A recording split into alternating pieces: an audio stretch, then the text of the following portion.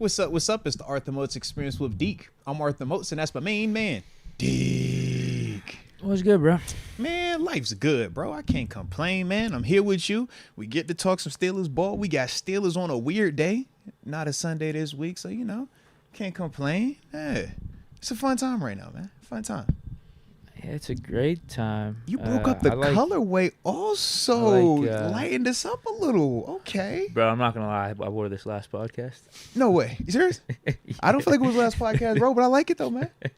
Yeah. It is a nice hoodie, though. Man. Let's go. So that's why you saw it back to back. Dark on dark, yeah. Yeah, that's why you saw it back to back. I like the hoodie. I just didn't even give a shit. I'm like, you know what? I'm going to wear it. I think I wore it last podcast. It look good, but I'm going to wear it now. Man. Roll with it. Yeah, I got a nice black one, too, but...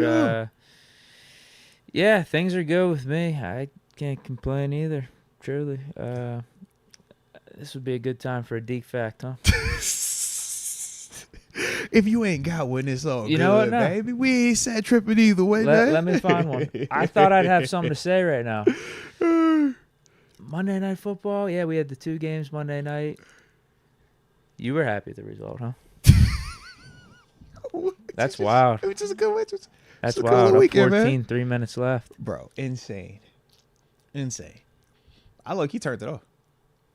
Oh, really? Yeah, I flipped back. I was like, oh, it's over. After the 2 touchdowns, it was the fumbled punt and then the toss. I was like, oh, bro, it's a wrap. I ain't watching this no more. I watched the last Miami drive. I'm like you. I started reading the book. Yeah. I'm trying to get back on my reading game. Mm-mm. But then it was like 11-something. I'm like, is that Monday night game still on? Or either one of them? I saw the Giants upset the Packers. I was like, wow. That was crazy. But the Titans-Dolphins was still going. I tuned in for the final drive, and what do you know? Tua couldn't deliver. Not surprised. MVP candidate, man. Don't talk bad on Tua like that, man. Don't talk bad on Tua like that. MVP candidate, man. Y'all know what time they on, man. No, stop. But yeah, man. Yeah, I guess it was a pretty good day. It's pretty cool. Yeah. I'm trying to find one of these interesting facts. I'm scrolling through. I didn't see some of these are stupid. Airlines up there. I'm seeing. Yeah, I don't really like some of these, to be honest. What was that? Golden Girls? Wait a minute. Fine. You want me to do that? Give me some Golden Girls, man. Can we get a little Betty? Can we talk a little Betty White one time? Man? They were supposed to have a different theme song. Whoa. Was Ambition the kid supposed to sing?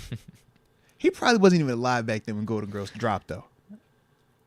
No. I don't think he was. Because I've seen the pictures of Ambition. Ambition don't look that old, saying bro. Ambition the Kid was an honorable mention choice. He's honorable mention? Oh, yeah. Respect. I knew it was a tough decision. Came down to the end. All right, you ready for this? So none of this has like any meaning to me. I have no clue about any of this, but maybe you could explain some Give me some Golden Girls. Instead of Andrew Gould's iconic "Thank you for being a friend," thank you for being a friend. So that's how it goes. The The show's producers wanted to use Bette Midler's song "Friends," according to Jim Colucci, author of the book Golden Girls Forever, an unauthorized look behind the line.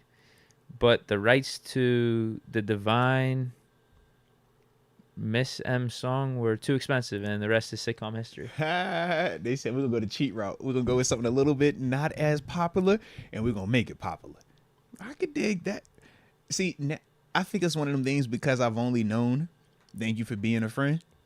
I can't picture any other song in that, if that makes sense. Kind of like how I look at Renegade. It's like we're conditioned for Renegade to play, and then we waited terrible times. What if they dropped a different song in that moment? Would it feel the same? I don't know, man.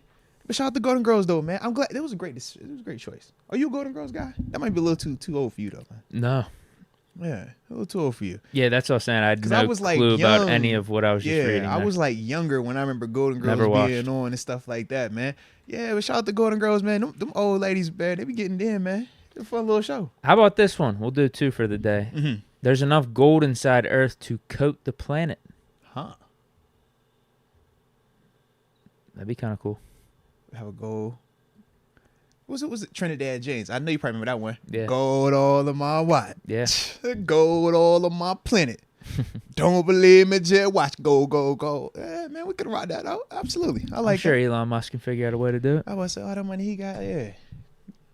Put the thing cap on, man. Put his thing cap on. Well, that actually coincided with the Golden Girls fact because that was gold. It low-key did. I see what you did there, Deke. This Yeah, ain't your how about first that? rodeo, How about man. Let's get it, man.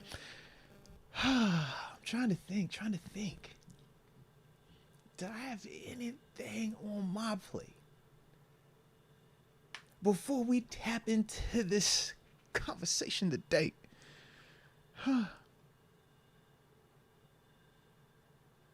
don't think I got anything on my side, bro. I like it then, man. So shoot. Start the show. Let's tap in with it, man. So y'all know how we do. Let's start the show like how we always do. Let us know in the comment section where you are tuning in from, and that way we'll give you the big boy shout out to start today's show. Let's get it. And hit that like button one time for the culture. Don't forget to subscribe. X Concepts is just talking about how you love the old ones too. You don't discriminate. Golden girls, regular, slightly older. Yeah. Right. It's like, I don't think Deke would be after a golden girl. I would hope not, but you never know. I mean, to each their own, Frank K. No, I'm sorry. He's not tuning in from anywhere, just yet at least. Mike Hood from the 614 Columbus. Let's go. He's not tuning from anywhere. I like it. No, he just said facts to Pittsburgh Toddy. Got my usernames mixed up for a second. Night Rider, 318, Louisiana. There it is. Shout out to Louisiana one time. Dub boot. Hold on. What is this? What you got? Mr. Uno says, somebody tell Deke the post Pickens' like was about the O being Little League on Snoop Dogg's page. I sent it to his DM. Is there it was two different ones. Is then, there right? like conspiracy right now? No, remember when we said it? It was the same time frame. I thought it was two different things. Oh, he liked two different It's a things. Snoop one. Yeah, I've seen the Snoop one. There's a Snoop one. Yeah, Snoop. You know how Snoop do though. I gotta It's check the Snoop one. Snoop, okay. oh, yeah. I didn't know that. Yeah, it's a Snoop one. The Snoop one is just like Snoop by himself, dark room, like talking to the camera, and then And Pickens like that. Yeah, and then Okay. we seeing the actual like the Napoleon Dynamite like Right, spinoff right. one. Yeah. Wow. Yeah. So there was two. I knew I wasn't tripping. I was like, I thought I Wow. did see. You were trying to tell me yesterday. But you know, I be cloudy at times with my research. You know how that go, man. I'd be like, was it a dream? Or was it real? No, It was 'cause all a the way I dream. was trying to explain it to you, because there were some Twitter accounts that split the video up Yeah. of two scenes from And the see, Napoleon I'm Dynamite not up thing. there enough either Yeah. to be knowing. That's why I'm like, I defer to you with it because I'm like, yo, There were some Twitter Yeah. accounts doing it that way, but yeah, I didn't know he did the Snoop thing too. Wow. Now, what does that mean? Well, I figured it was That one's not as it was the same hostile. time though. It was around the same time. What did Snoop say? Snoop was just being Snoop? You know how Snoop is everything. He was just saying the O Yeah. needs to pick it up. The usual. It's like watching Stephen A. It's like, you gonna give me something that we have already identified. Ain't nothing crazy, but you just don't want your guy liking it publicly. Nothing wrong with it though. I didn't see the Snoop vid yet, but I'm just gonna guess if that's all he was going after the offense as a whole, saying it was like Pretty JV. much, yeah. That's a little less harsh than the Because Pickett it's not getting hurt one. specific. Yes. The Little other less one is harsh. like very specific about Kitty. We're like, we get like, I'm not gonna lie, the Napoleon Dynamite funny, thing though. was pretty funny. It was funny. I am not gonna front. It I was did definitely laugh funny, when he went down and was clutching at his ankle. It was pretty funny. Well, see, we can laugh. We don't Well, have and skin in the game. And the throw too went through It was one perfect. of those Come on, doors, bro. the It screen was perfect, window. man. It was It was good. perfect. It was good. I'll give the dude props. I laughed. I Like I chuckled. said, we don't have skin in that game, so we are allowed to laugh. You know what I mean? Without having the same type of consequences to those laughs, man. Pickens, it's like, yo, you just got you got more eyes. I on you, laughed, man. but I didn't like it. Oh, so maybe he liked it but didn't laugh. Yeah. Yeah, I should have flip flopped there. I don't know. Yeah. That's worse. Yeah. For Pickens doing that, that's worse. 'Cause Do you That ta- was an objectively funny thing the guy did. It was. did you take your like back though? Because I'm a dude that No, I would- didn't like it. Okay, I it's never been did times it. where I'll like it initially, and then within like 5 seconds, like, nope, take it back.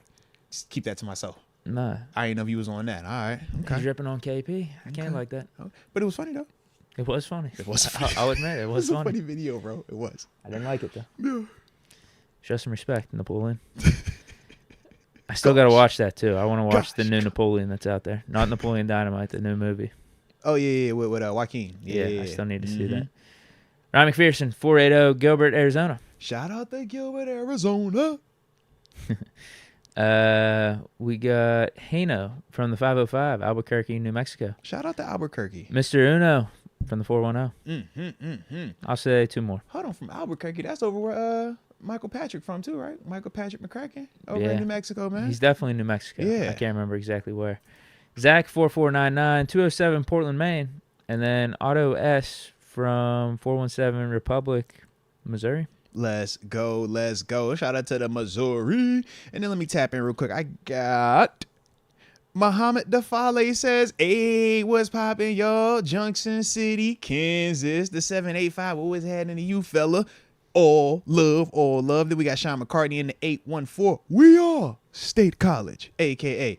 Happy Valley. Then Charlie Solomon in the 856. Jersey in the building. Can't forget Otto S simply saying smash the like button, y'all. Quan Summer followed up with that. And then my man Apollo's tapping in from the 570 OPA. The PH3 in 098 Okinawa, Japan. Well, shout out to you over in Okinawa, Japan, baby. One time for the culture. Zay Breezy in the 805 Oxnard, California. Beautiful place, might I add. And I will finish it with the homie 828 style tuning in from 828 Hickory, North Carolina, in the state champions. Respect to that. Respect to that. All right. Well, we got a few supers rolling in to start us off. Man, let's do it then, baby. Boo Man 318, happy hump day, guys. Moats and Deke, is the pod league still on during/after the season? Ooh, that's a unique conversation right there. You don't gotta decide the day though, bro. Not likely. Well, I say yeah. No deciding the day, man. You got time either way, man. But I can understand if you kick it. I can understand. I can definitely understand, man. I'd say less than 50%. I could definitely understand, bro. I could definitely understand. I'll leave it at that. But there's also a chance. Hey, what Coach T say? Never say never. Just never say never. But then he also said never after that. I'll say never say never, but I won't. I'm just cut the quote. Let me just. I'm gonna misquote. I'll say never say never. Absolutely. All right, I got a couple that came in on the early tip. Shout out to AJ Martinez. He had tapped in super duper early, man. Being an absolute rock star of life, man. Came through, spent the block, dropped a whole bunch of Arthemos memberships for some people over there. So salute you for that, AJ, being a rock star. I don't have the names anymore, but I do know that you did that, man. So like I said, we definitely appreciate you for that. He also says, sabotage Steelers, ? We are just not who we once were. Taking every team's best shot week in and week out has just worn out the Steeler way. Then he also followed up and says, this sounds really strange, but I want Baker Mayfield. Oh, God. He's a crazy, slightly more talented Bubby Brister. Oh, we need a leader that will play with no mercy. And for just we're calling Baker Mayfield a leader now. Come on, that's what he said, bro. That's what he said. I mean, he's technically leading in Tampa to an extent. He's you know what I'm saying. He's one for the Gipper. He's one of those guys, you know. And AJ, hope your recovery is going well. Earlier on, he said he was in the hospital dealing with some leg issues, man. So definitely hope that you're feeling a little bit better, man. Whatever you are dealing with over there, man. You know it's nothing but love from this side, baby. So salute you on that, man. But yeah, still away worn out from taking team's best shot week in and week out, and along with the Baker Mayfield element of it.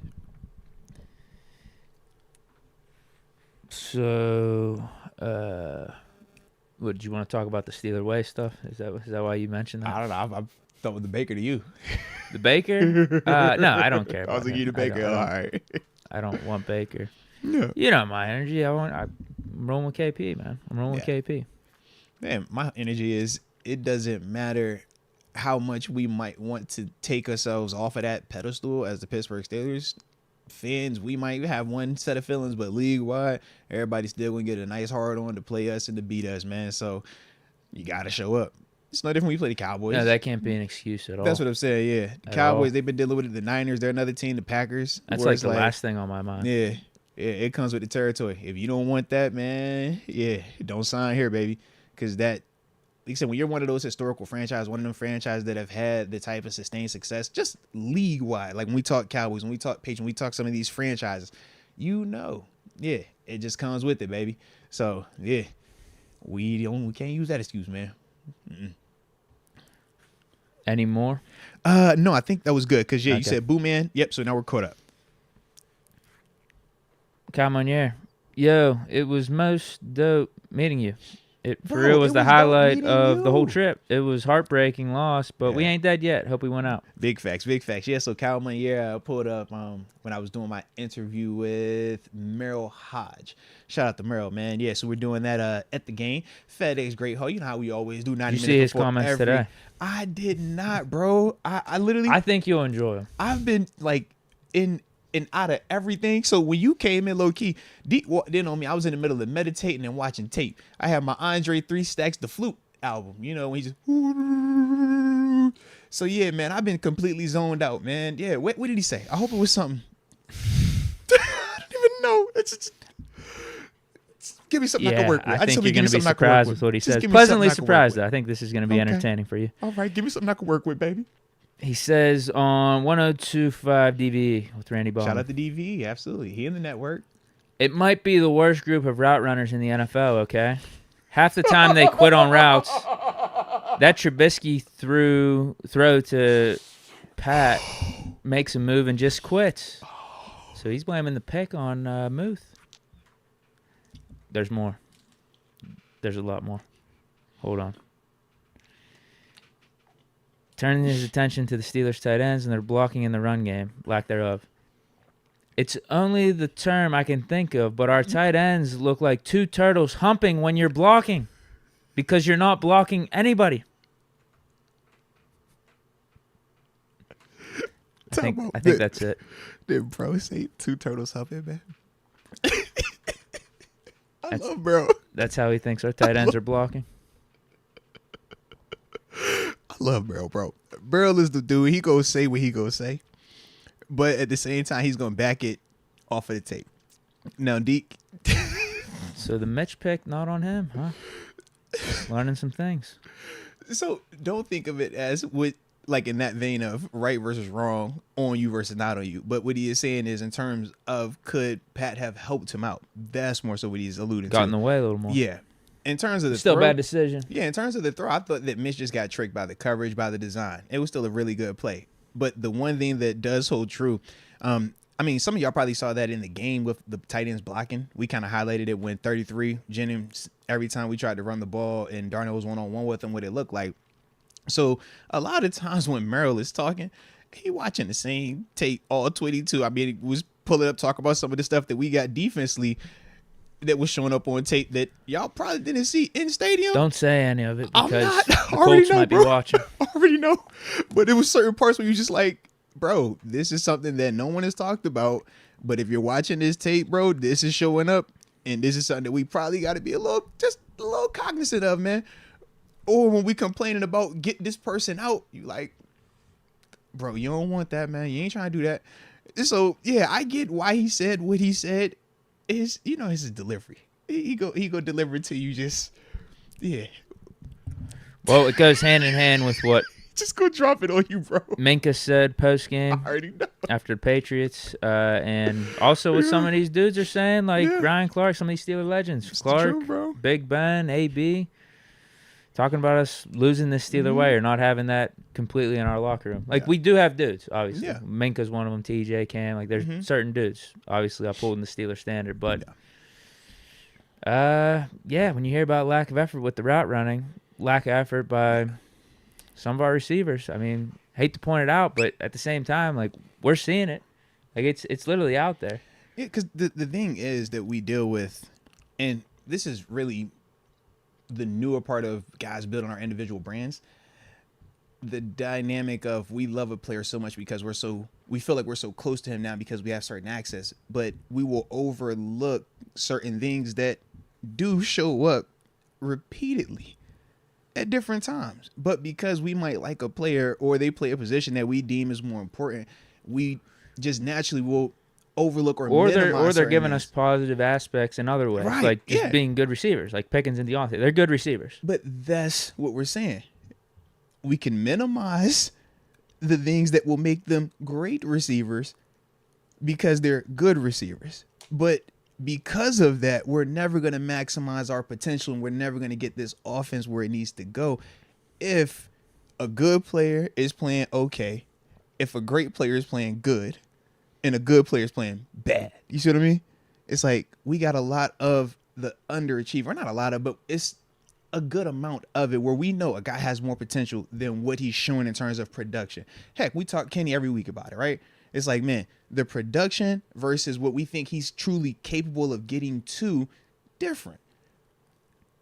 Receivers are like that. This O-line is like that, man. We was pissed off about the O-line the first couple games, first 2 months, because we like, man, what the expectation was based on what we got in terms of the compensation versus on what y'all actually showed us was a little bit different. So we do, have that, so to speak. And like I said, we just don't want to minimize it. We can't allow the dudes to be like, all right, man, well, I'm good enough. The people still going to love me when I show up. So that's all that matters, because that is the difference of you just being this kind of in-between team versus you either go in that direction of being a great team or you go in the direction of being a toilet. And you've heard me say this multiple times, just when me and you've been talking. It's like, we're in this phase where we can literally go and be a great team, or we can mess up and be a terrible team, all like that right now, just because of where we're at. It's the weirdest thing, and that's a big reason why, even as a whole this season, we've been so high and low. 1 minute, man, we talking about really competing. Next minute, we like, bro, we need to fire everything and blow this thing up. But it's due to that. So. And injuries have played a part. Oh, a major part. I think it'd be foolish to just dismiss that completely. But some of the other stuff that is popping up, there's no excuses for. Yeah. Like the lack of effort, the body language. Like, that's not cool. No matter who's out there. And this is the thing. Based on what Merrill has said and all of those things that he criticized, just you watching it, have you seen some of those things? Absolutely. And that's the unfortunate part. But so here's the thing. Maybe I got to do a better job going forward, because I have overlooked it in a way. Because we brought it up several times with Pickens throughout the season. I've overlooked it in the past with Juju and Claypool. We were winning games, right? Yeah. But that's something it's just mandatory, whether winning or losing games, when you're talking about effort and just giving it your all out there for your team. I think we saw the difference of. But now we lost to these back-to-back, 2-win teams, and things are highlighted way more. Yeah. People are talking about losing the Steeler way and all that. It's like, bro, this has to be the final wake-up call. Yeah. Because we do have 4 games. It's like, you either get on track and we get this thing right, get into the playoffs, or, we're going to have some serious conversations about – I know Tomlin will be brought up about is he the right leader for the team. You know where I stand. Give him another year, but definitely for personnel then too. Yeah, I think it goes hand in hand. Obviously, Coach, he got 1 year left on the deal. That's why I'm like, man, let it play out. Someone reported he's back for 2024, which is no surprise to me, and I think he should. I agree with the report. That's the final year of the deal. It's like, man. But in terms of personnel changes, I brought it up last podcast. Claypool type of stuff, like. Not in addition through getting rid of good talent, but just the overall vibe of what you're trying to... The energy of the room, The message you're trying to send to the team. Yeah. Because, you saw it last year. We got rid of Claypool. Obviously a talent, but, it felt like we got the nonsense out of here. And it seems like some of the nonsense is creeping back up. Not to the same way Claypool. It's different. It's different. I'm with you, though. I'm definitely with you, but it is a different style of it. It's like, do you want to be here? Yeah. That's the question. It's like, do you want to be here? Do you want to be a Steeler? Right. It's been a little tough for the offense, but Deontay has talked about overcoming it and battling through it. But I don't know. I think it's adversity. We're seeing too much lethargic stuff now. Yeah. Not just him, but the thing is, with adversity, you learn a lot about your team. You learn a lot about your players. You learn about your fan base, right? We say everybody shows up to work when you're winning.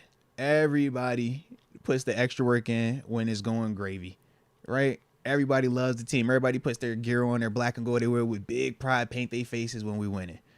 When you have adversity, that's when you find out, okay, what's the makeup of these people in this room?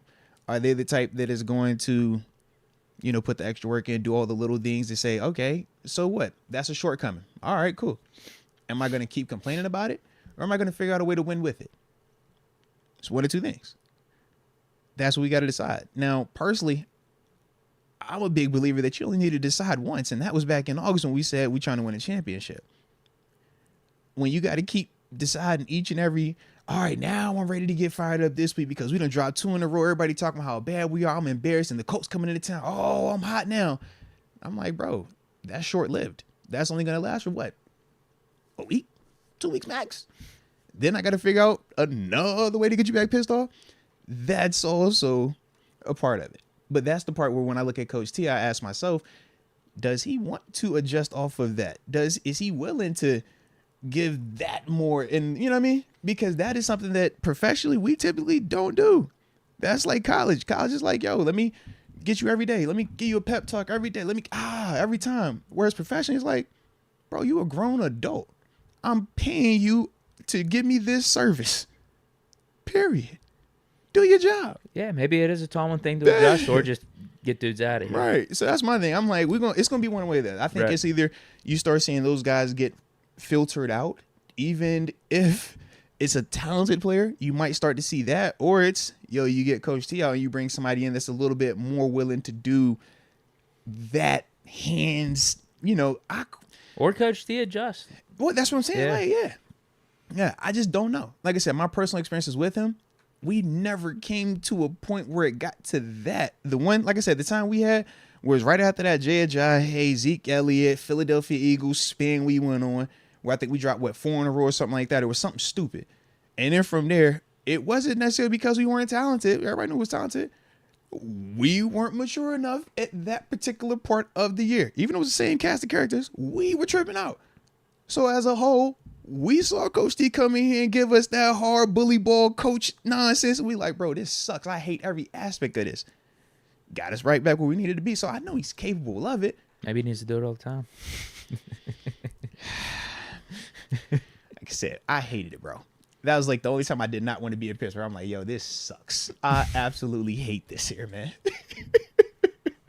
It lasts, like I said, it lasts for a while though, bro. Like we was winning everything, but he was still on it. Like I'm pissed because y'all done embarrassed me too many times now. And yeah. The interesting thing is too, because Pickens is obviously one of the guys we're talking about here, right?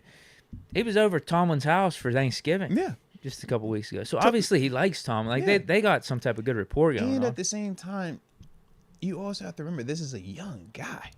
So yes, we react to what he does, him, Deontay, Naj, but they're also like young in this process too. You know what I mean? Figuring out who they are.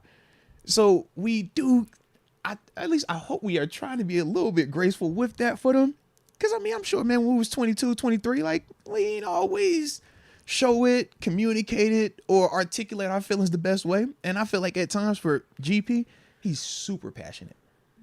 But I just think because of him being a younger dude, the way of how to express it, let me go boneless. Oh, all right, let me pout real quick. All right, but now I'm excited. So it's like I see all the different ranges, and it's not anything wrong with them, but you just got to understand the time and the place.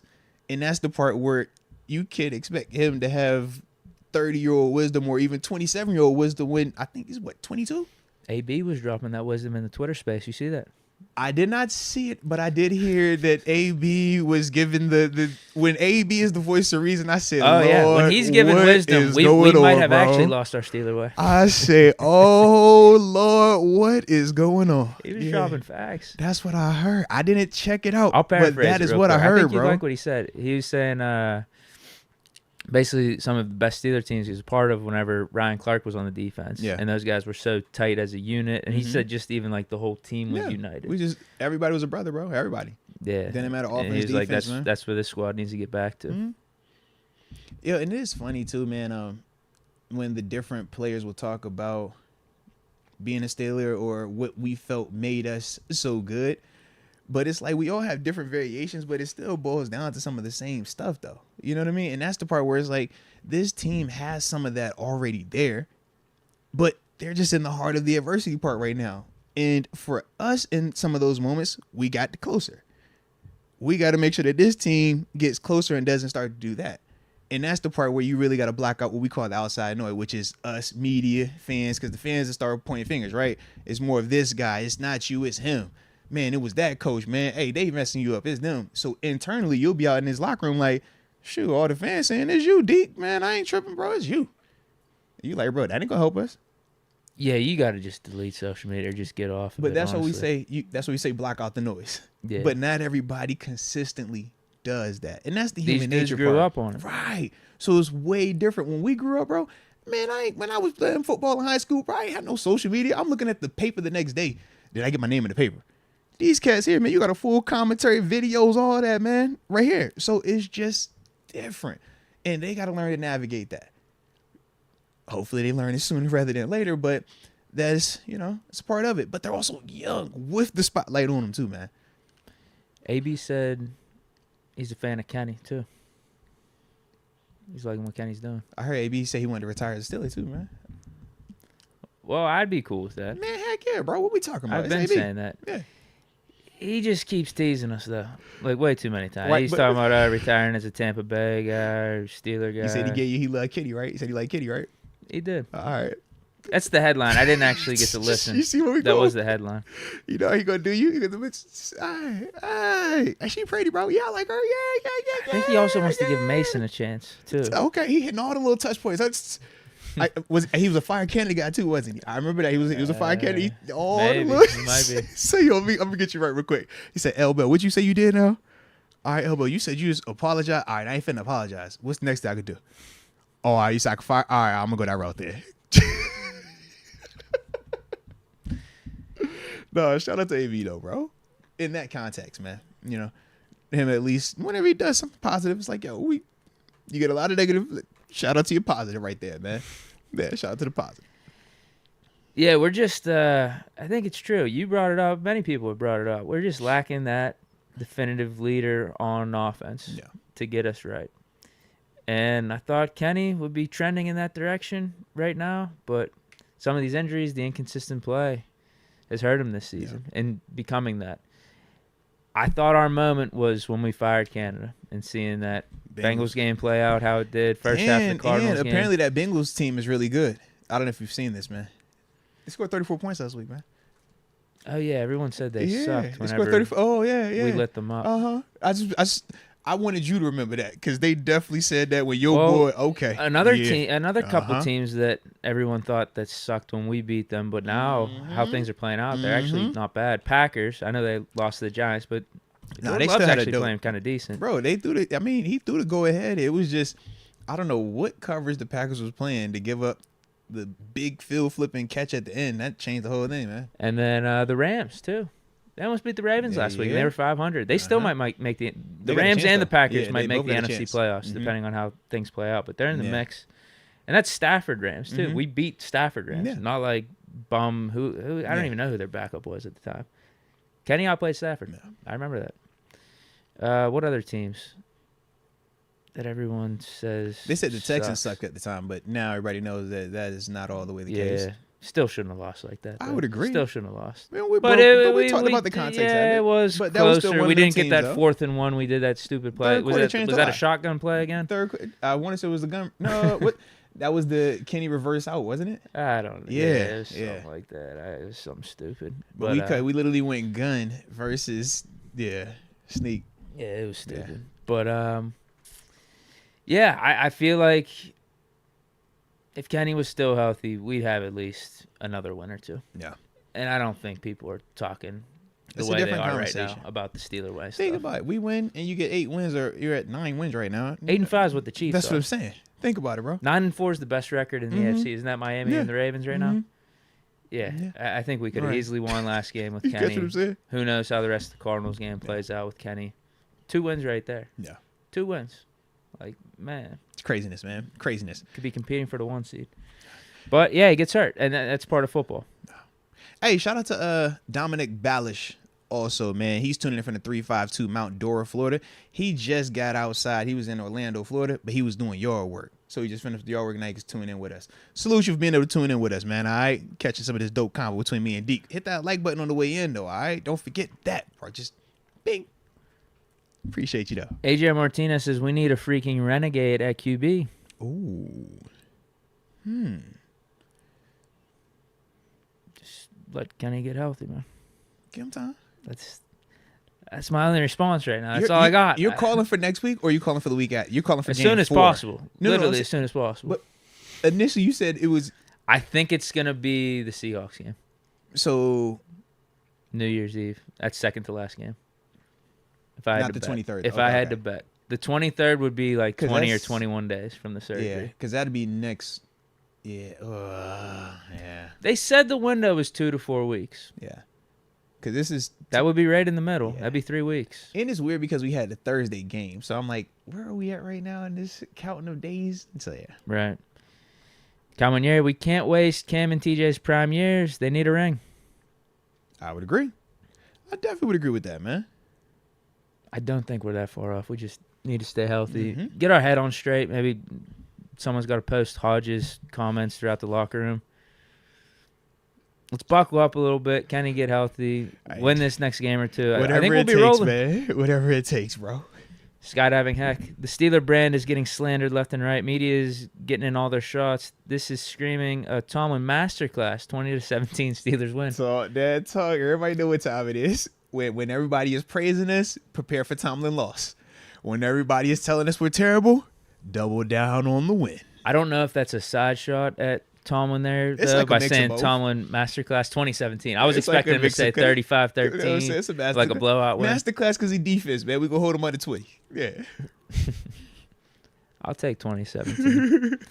Steeler Nation on fire. If Steelers are losing the culture, I think you bring in former players to talk to the young players or hire the former players to help keep the culture. So just to peel back the curtain, Coach Tomlin he already does that. He has veteran dudes, man, guys that played in this league, played for him specifically, come in and talk to the guys, talk to the rookies specifically about the Steeler culture, about the Steeler way, about what it means to be here, how to handle yourself on and off the field. I mean, shoot, we even bring in former players to even talk about just the transition in at times, man, coming from college to this city. You know what I mean? Where to hang out, where not to hang out at the time, stuff like that, man. So he does do all of that stuff, but at the same time, communication is about the giving and receiving of information. You can give all the information you want, but that person has to be willing to receive it and apply it. So when it's not being received and applied consistently enough, that's why, you bring up the recommendation that you bring up. And I love the recommendation, but that's already been going on. That's been going on even, when I got here in 2014, can attest to multiple Steeler legends that have come through and spoke to us, man. And, I thought it had a great impact. I mean, for me, I was kind of like fanboy at first when you see Bussy come in there, Jerome Bettis, you're like, oh, him. But then it's like, all right, you get it. Start rubbing shoulders with them dudes, you get it. You understand. It's like, yo, this means a lot to these dudes. We started sharing in the locker room, talking with the dudes like that, man. So, like I said, he's doing it, but this is still, like I said, a different time frame, man. And maybe you got to alter that way. We figured it out right now, though, man. We definitely are. Now, Rod Dola says this in the chat. What are we doing with TG? Is he still good for 5? He hasn't texted back yet, but either way, Okay. bro, we're straight. What's up? Big Ben said things changed when the music started getting played in the locker room. Because Big Ben did say on his podcast, the tradition with like Dan Rooney is like there was no music in the locker room. But then, some of the younger guys started to take over. The defense got older, and then music started getting played. Like he said that's just one of the things that has changed over his time being there. There is music that gets played now. That is accurate, yes. You got any takes? I could understand where he is coming from. I got to side with 7. With him pointing that out. I can understand where he's coming from pointing that out specifically. That's the old tradition, no music. No. In fact, that was. Even when I was there, that was still the tradition, absolutely. So it's like I get specifically what he's talking about. Remind me when we done. But the other part, I don't know if you've seen some of the people, they brought up the fact that when they're like the new tradition, the new culture, it's like, yes, we get it, but at the same time, part of it was like, yo, you can still get back and touch them dudes a little bit. You know what I mean? Like a Kenny Pickett, you could get in his ear a little bit more. Mason Rudolph, you can get in his ear a little bit more. You know what I mean? Even a Mitch. So that's the only thing where it's like I've seen people bring that up a little bit also. I just ain't know how you felt about that. What do you mean? People try to say that part of our situation offensively is the byproduct of his exit. Who? We were just talking about 7. What about it? They say that this is part of his doing. Oh, no, here's my thing. No, here's my thing. So Kenny came after Ben. Like Ben wasn't even around for that. But they just said, I like, just the feel state like- that we're in, they were like, yo. I just feel like if Kenny's healthy, it's a different story. Like that's I'm that's with you, my though. thing. I think we are missing like that leadership on offense, Yeah. but we do have a lot of young guys. Yeah. I would say the most linear guy that you would think would be taking over as leader on offense since Bent would be Najee, right? Yeah, I would say Naj. Najee Because or Pat. DJ has stepped into it, but I don't know if it was like a natural thing for him per se. Whereas I think like with Najee has naturally looked like a leader, a vocal leader, right? A guy that's not afraid to be out in front, not afraid to talk to the media. Whereas with DJ, we say, man, DJ is typically quiet, reserved. You don't really see or hear a lot of him out like that. But he said, even when he was on our show, he was talking about how like, yeah, I've had to become the leader. He's like, yeah, I'm doing that and I'm learning it even more. But yeah, I think it was Canada Najee. killed Najee's vibes potentially. You said Canada? I thought Naj and Canada had a relationship. Remember, Naj was talking to him on the bye week. Hey, call these plays. You don't do that if you don't care about the coach. If y'all ain't got that dynamic, yeah. He said that one comment that the plays were predictable. Right.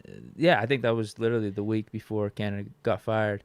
Nah. But yeah, I think this is all very much solved if Kenny's healthy. I know it's a hypothetical at this point, and I know not a lot of people agree with me. I'm probably in the minority with this one. I'm probably 10% of Steeler Nation. Mm-hmm. If Kenny's healthy, we win games with Kenny. Things were looking good whenever we fired Canada. I think we're sitting at 8-5, 9-4, and the offense has way much more of an identity than what it does now. Like going from your offense coordinator being fired, and then your starting quarterback working with the new coordinators, and it looked like things were going good. You know, everyone's together. New coordinator. And then a game and a half, your new quarterback gets hurt. You have to put the backup in.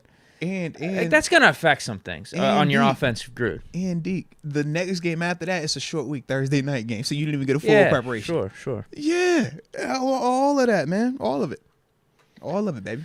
What's TG saying though? I shot up to him, I was like, yo, you ready? I'm waiting on to hear me back, so yeah. AJ Martinez says the Diggler likes them shirt. Does he mean short? Likes them tall. Likes them all. Yeah, you don't discriminate, baby. George, Golden girls, they're regular good. girls, yeah. Deeks likes the lady. LOL. The ladies. Blessings. Deke.515. Let's go. Yeah, keep all them lady blessings on Deke and Deke alone. I'm good, all right? If it ain't my wife, I'm cool. Okay, all right. Shout out to Deke, though, man. Deke outside, man. Deke be fresh out the road. Y'all be saying, all right, stop playing with Deke, man. I do got some good swag, though. Deke said, I got time for anybody, man. Yeah. Definitely spring, summer. There's going to be some dope fits. I mean, even rest of winter. Yeah. I got some good stuff coming in. All right. That's how it all starts, baby. That's Get how some it all nice starts. boost for the winter. That's how it all starts, man. Boots, not boost. I don't want Adidas boost, but boots. Checks over stripes. I'm with you. Yeah, a couple boots. And well, I You got ain't- some Adidas on right now. Do you want any like arm candy accessories, or you just gonna keep it as is? No. All right, I would just check it. Like for me, I use my like wife. Yo, you my arm. Like I need an accessory. You're talking about a chick. Yeah, I yeah, thought you were line. talking about like some of like the bags and shit people are trying to do. Time. I know what you mean by the bag. Why'd you turn your face up when you said the bags and stuff, bro? I felt. What type just of bags are we referring to? Are we talking about the crossbodies? Yeah, that's not like me. these, or like the handbag? Because this is the difference between a handbag and a crossbody. Like a man purse? Are you talking? Are you referring to like? Well, or a satchel? neither. I'm neither. I'm not doing either of those things. But Deke, you know how good it is to explain not to have me your what's pockets? acceptable and what's not. I'm just saying, like for me, okay, I too shared a hard stance like you. I was anti-man bag, okay? What changed? I need to hear that. I just simply, two things changed. Number one, whenever I decide to step out and I want to feel like I'm doing me, you can catch me in a moment and I'll recklessly spend something, okay? So, we'll rewind the clock back. New York trip, right? Told you was going to all the stores. Well, when I took the trip, I instantly said, I'm home. I'm the king of New York. So I walked into the Louis store. I said, I'm home. And I already had a backpack. And wifey was like, oh, you should get a crossbody. And I was like, you sure? I don't think I should do that. And she's like, it's Louis. You can get away with what they're going to say. Oh, my. So, yeah. So in the moment, I was bougie and big time. And I was like, yeah, give me that one right there. That's when it just dropped. I want that one. Just cuz. Okay? So now, yeah, I'm a purse guy. And I feel like 99% solid every time I wear it. It's only like that 1% where I question myself. I'll be like, put it on. Nah, take it off. I'll put it on. And I just feel real bad because I keep having to throw it over my shoulder. I'm like, come on, Moats. You got to be better than this, man. What's the chat saying? What's the chat? Let's see what they said. A2A Style said he's not wearing a purse. Michael Park said purse for women. It's not a purse. It's not a purse. It's a satchel. It's a satchel. Muhammad, don't you do me like that, Muhammad. I was in the moment. Jay Flame might be with you. If I'm reading his comment right, I think he says drip is drip, gang. It is stupid drip, though. Bro, when I think that's what he said. Listen, when I throw the Louis crossbody on Deke, and I got the gold joint on the wrist, oh, man, that light, it hit me sometimes. I'd be like, all right, stop playing with me, man. Think the Patuzzi Moats sounding like a 2 Chainz song. Bro, it be feeling like a 2 Chainz. Sometimes, bro, I be feeling real just like bossed up. It's not often that I do that because I'm really, like, I'm not frugal, but I'm on that, like, yo, we work hard to make this place, make it last forever. Like, we going to spend on the smart stuff to spend on house, right? We ain't reckless. But every once in a while, Deke, every once in a while, I'm 35, man.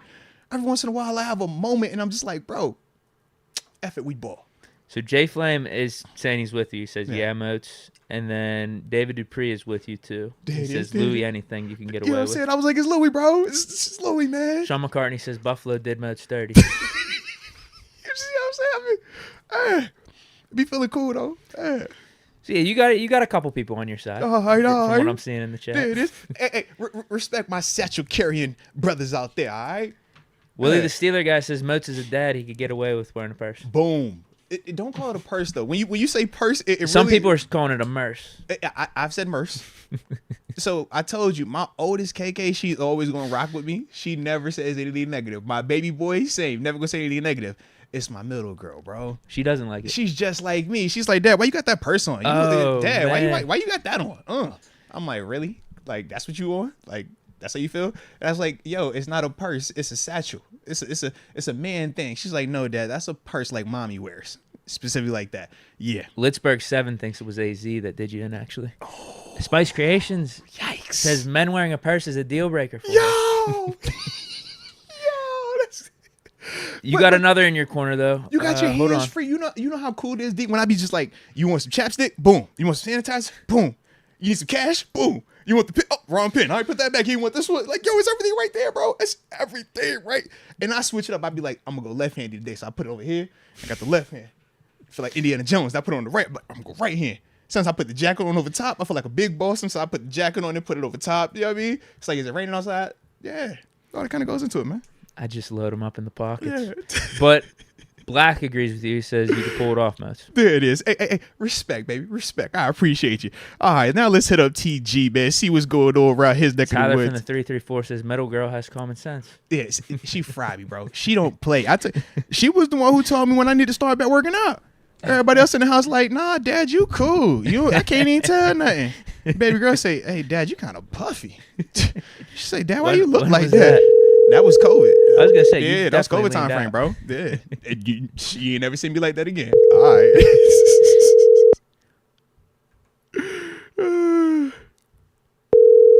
Hello. Should we ask TG What up? this? What up? Ladies and gents, boys and girls, children of all ages, y'all know who it is. Y'all know who we rocking with. It's my locker mate. It's the Pittsburgh Steelers alum. It's that West Virginia Mountaineer alum. I'm talking Terence Garvin, a.k.a. TG. Now, my dog, usually we got time to, play around before we get into a hard, heavy-hitting topic. But unfortunately, today, we got to jump right into this hard, heavy-hitting topic, okay? The people need to know, is it okay that I wear a man purse? Because I have a man purse, and I call it a satchel, but they've been saying it's a purse, and we kind of conflicted, and right before you called, we were in the heart of this debate. My oldest and my baby boy are cool with me having the purse. My middle girl's like, Dad, that's what mommy wears. You look crazy. Yeah.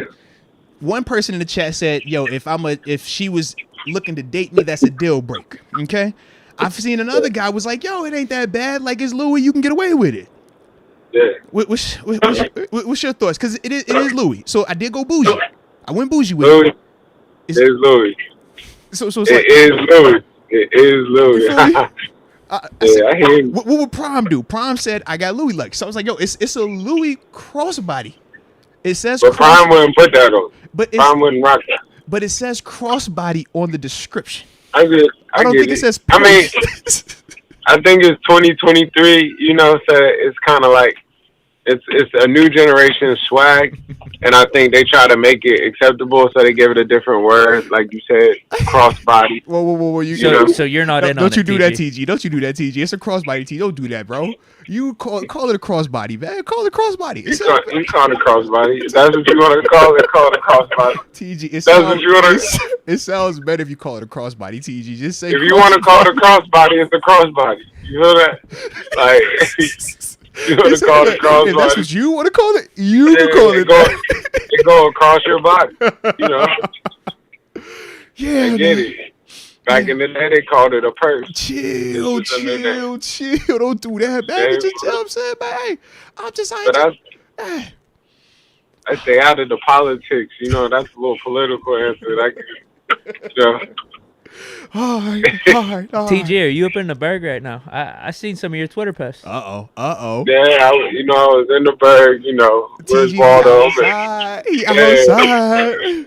I said you. I I saw you amped it up. Like you're not just looking for dogs. You're looking for lions. Uh-oh. Yeah, I'm looking for lions. Hey now. I'm looking for lions. Hey you now. know, I need guys. I need guys that hunt, that run and hit at a hard level. You know, but I was in the Berg. You know, I'm back in the swamp, but I'll be back in the Berg. You know, I'm looking for talent everywhere. Listen, anywhere it look like. outside, man. I need some pit bulls. You know. Now, question. Since you traveling a lot, I know, pockets, you run out of space. Do you rock a purse? Like, do you got a crossbody to go with you when you outside? Just keep your hands free. I know. No, you know what I mean? I'm a book bag guy, man. I respect the book bag. Respect the book bag. Yeah. Throw the computer in the book bag, let you know what I'm doing. I'm with show you some things I got. I'm a book bag guy. Okay. iPad. Okay. I need a little bit more space, man. I think you can do both though. You know that, right?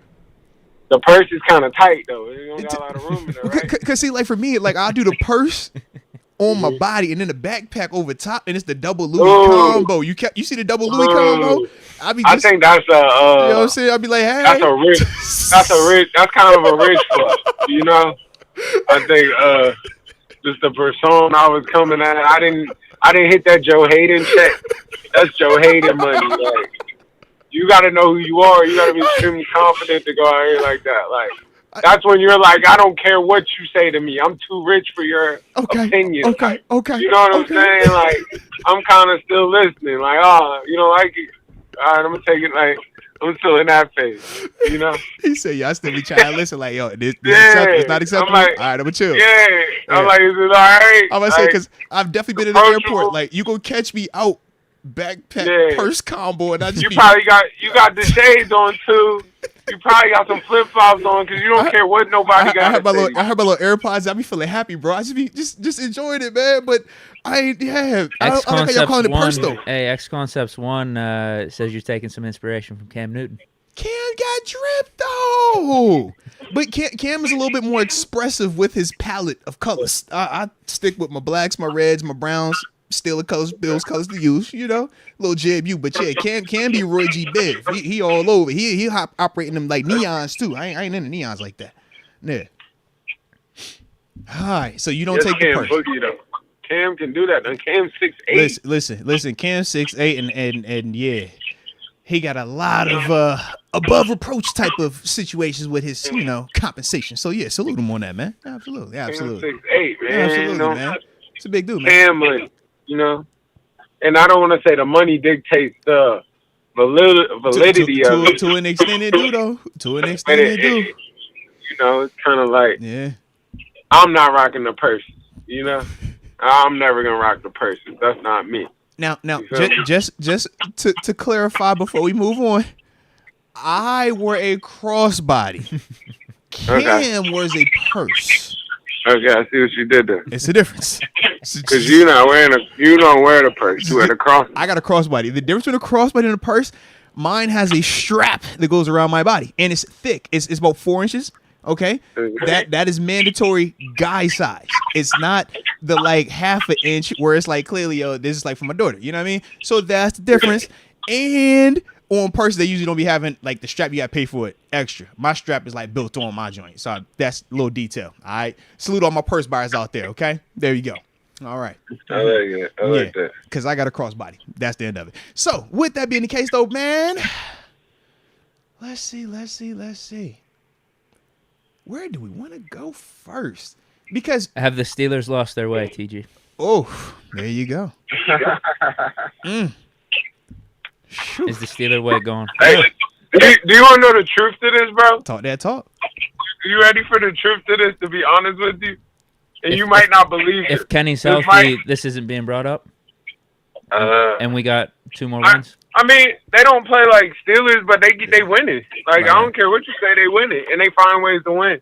The Steeler way is a hard way, but it's competitive in the fourth quarter, hard-nosed, gotta have it. It's gritty. It's not always pretty. It's not pouty. It's just dog, blue-collar way, you know? Like, I'm coming to put my head down and go to work. It might not be the prettiest, but I'm coming to go to work. No, don't matter what's going on. Show up. Check this out. You ready for this? Let's be honest with you. You ready for this? This might sound crazy. Talk that talk. They kept Ben Roethlisberger this last year, right? In keeping Ben Roethlisberger, you let a Vince Williams leave. You let a Mike Hilton leave. You let what's his name, Nelson. You let guys like that get Steven Nelson. You let a lot of guys like that get out of your building. When you let guys get out of your building like that, and you keep what you keep, when you bring in a new and you restart everything, you've lost that beginning culture. You got to think the Steeler way always had Ryan Clark still in the building, Lawrence Timmons still in the building, James Harrison still in the building. Think about 9-9. Kiesel still in the building. Larry Foote still in the building. Then when it moved down, and it moved down. But you got to think it was still a Vince Williams in the building, a Bud Dupree in the building, and that's where a T.J. Watt learned the way. It's still a Cam Hayward who taught a Stephon Tuitt. You've lost pieces in the midst of all this transition. You lost a Tuitt. You lost all those guys when you kept that extra year with Ben. And now you brought in a whole new unit to call it the Steeler way. And it's like, who's the guys that's even showing you what the Steeler way is? You know? Yeah. No, you're absolutely right, man. And it's kind of like if you really be real, the Steeler way has always been, and, we joke about, purebred, but it's kind of like it's been a drafted person who got to live and see the guys and got to grow with the guys and got to see, like, it meant something to them. Right. And not that it don't mean nothing to these guys, but it just means something so different when when you've been through that mud and you're like, bro, it was just my dream just to make a play and hand coach see the ball. Right. Like on some, like, bro, it just means so much to you. It meant so much to make a play and you see JP over there going pumped up, high, bro. Like, hey, it meant nothing something better than to do that, bro. Absolutely. Yeah, I remember missing a tackle against Cincinnati in the playoffs, and JP gave me this look, and I just was devastated. Yeah. Like, I just felt like I let everybody down off of one play, and it's like, bro, it meant so much more. Like, and not to say that it doesn't mean nothing, but it's just a little bit more of you can kind of see not the pout, but it just feels different. It just feels kind of like, man, like, it feels new generation. Yeah. It really do. Like, it's a new generation of guys out here. Adversity, they handle it a little bit differently. Yeah. And at the end of the day, they're still finding ways to win. Like, they're still in the hunt for the playoffs. They control their destiny. But it's just the brand of ball. Like, it just, and, I think Coach T does a great job. I don't think it's Coach T at all. I think he does what he does and it grows them. But I think it's a new kid he's got to relate to, and that's just what you're seeing. You're just seeing a new person that he's learning or finding ways to learn how to speak to, Now, how do you think he should go about relating to that player then? Or does the player have to just raise up his level to where what we deem as the Steeler way, what we deem as the standard? I mean, it's just culturifying. It's just reculturing. Like, the culture's still there. You still got a Cam Hayward, you still got guys like Minka that have seen the way, and they play, and you can feel it, But it's just making it mean something. Like, it just has to get back to it means something. Like, it's like if you don't make the play, I think that. And I don't know how it's going in there, but you know that accountability was heavy in there. He was big on like we're gonna watch this whole thing as a unit. And we're gonna we're not gonna hide it. Look, TG, you gonna know if I make a mistake. I'm gonna know if you make a mistake. We both gonna know if Deke make a mistake. We all on the same page. You can't. We're gonna know why this thing ain't working. Like there is no everybody hiding. Ain't no pointing fingers. This is what it is. Hold yourself accountable. Yeah. I know dude's a little bit more sensitive, so I don't know if he can talk to dudes the same way, but it's kind of like the whole just pure, honest, brutal, ruthless. This is what it is. Guys take it different. It's different. I seen I joke on the Deontay, but I've seen Deontay get at the media a couple of times, and I'm like, I can imagine people saying that, Even the whole thing, it was a joke, but I'm not gonna call it the ref's fault, but if the refs didn't like I couldn't imagine somebody saying something like that. Like just a lot of little stuff that's like, like attacking back. Like Coach T wasn't really for all that media talking back. It kind of was like, shut up, come in and do your work. Yeah. We know what we're here to do. We here to work. Don't see it come the Patriot way. The Patriots aren't gonna say nothing in the media. Like the Steeler way kind of had an underground. Like I ain't gonna do too much of that. Yeah. You know what I mean? I remember when Mike Mitchell went hard, and it was like, and everybody looked at him crazy. Yeah, like oh wow. Like, so it's bro, like, you tripping? Yeah. It just feels a little bit more like new generation in there right now, and I think that's what you're kind of feeling like. This is a new generation flavor. Like all this is new. Like this is a new kid out here. This transfer, and I joke about the transfer portal, but it's these kids that stem of, all this like these things. You know what I mean? It's the guys that stem of like. You're not gonna talk to me like that. Like, and I know the portal just is new, but it's still the same thought process. Yeah. It's the same flavor. It's the same like, bro. You're not like I'm not getting the ball. I don't like that. It's not the Steelers always had somebody who did the dirty work and just go block somebody. Yeah. You know what I mean? They always had that dirty work receiver. They always had that pit bull. Like I gotta have it. Just I'll go get you 3 yards. They always have had that tight end that don't say a lot, but he's going to go get you 8-9 catches, and it's just grimy work. Like, it don't care how I get done. Yeah.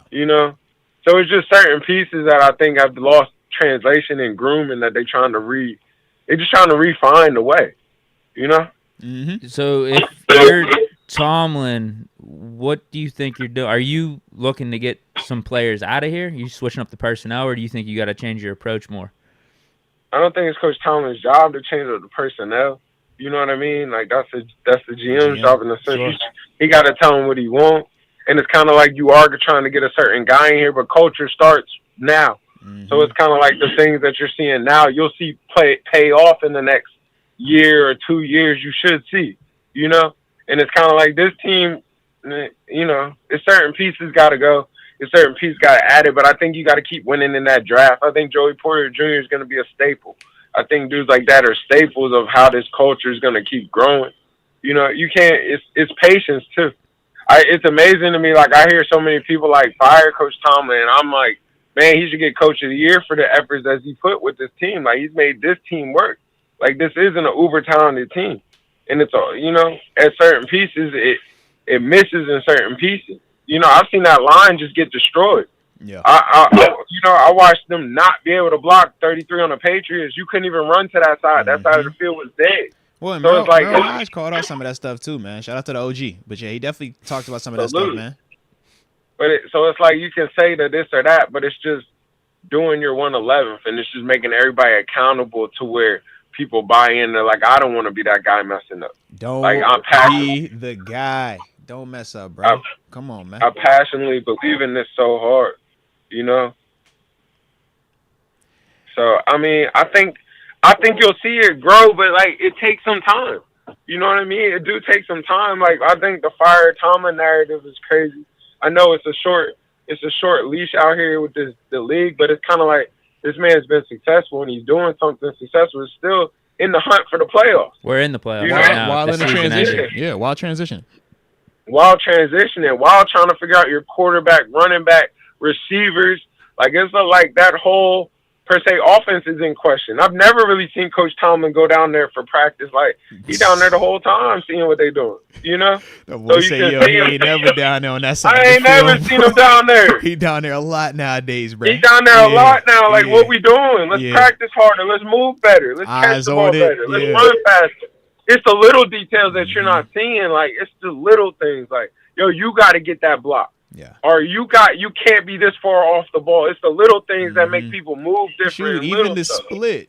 Look, man, you +2 versus -1. It's like, hey, man, that's night and day in terms of you get into this spot and the timing of it.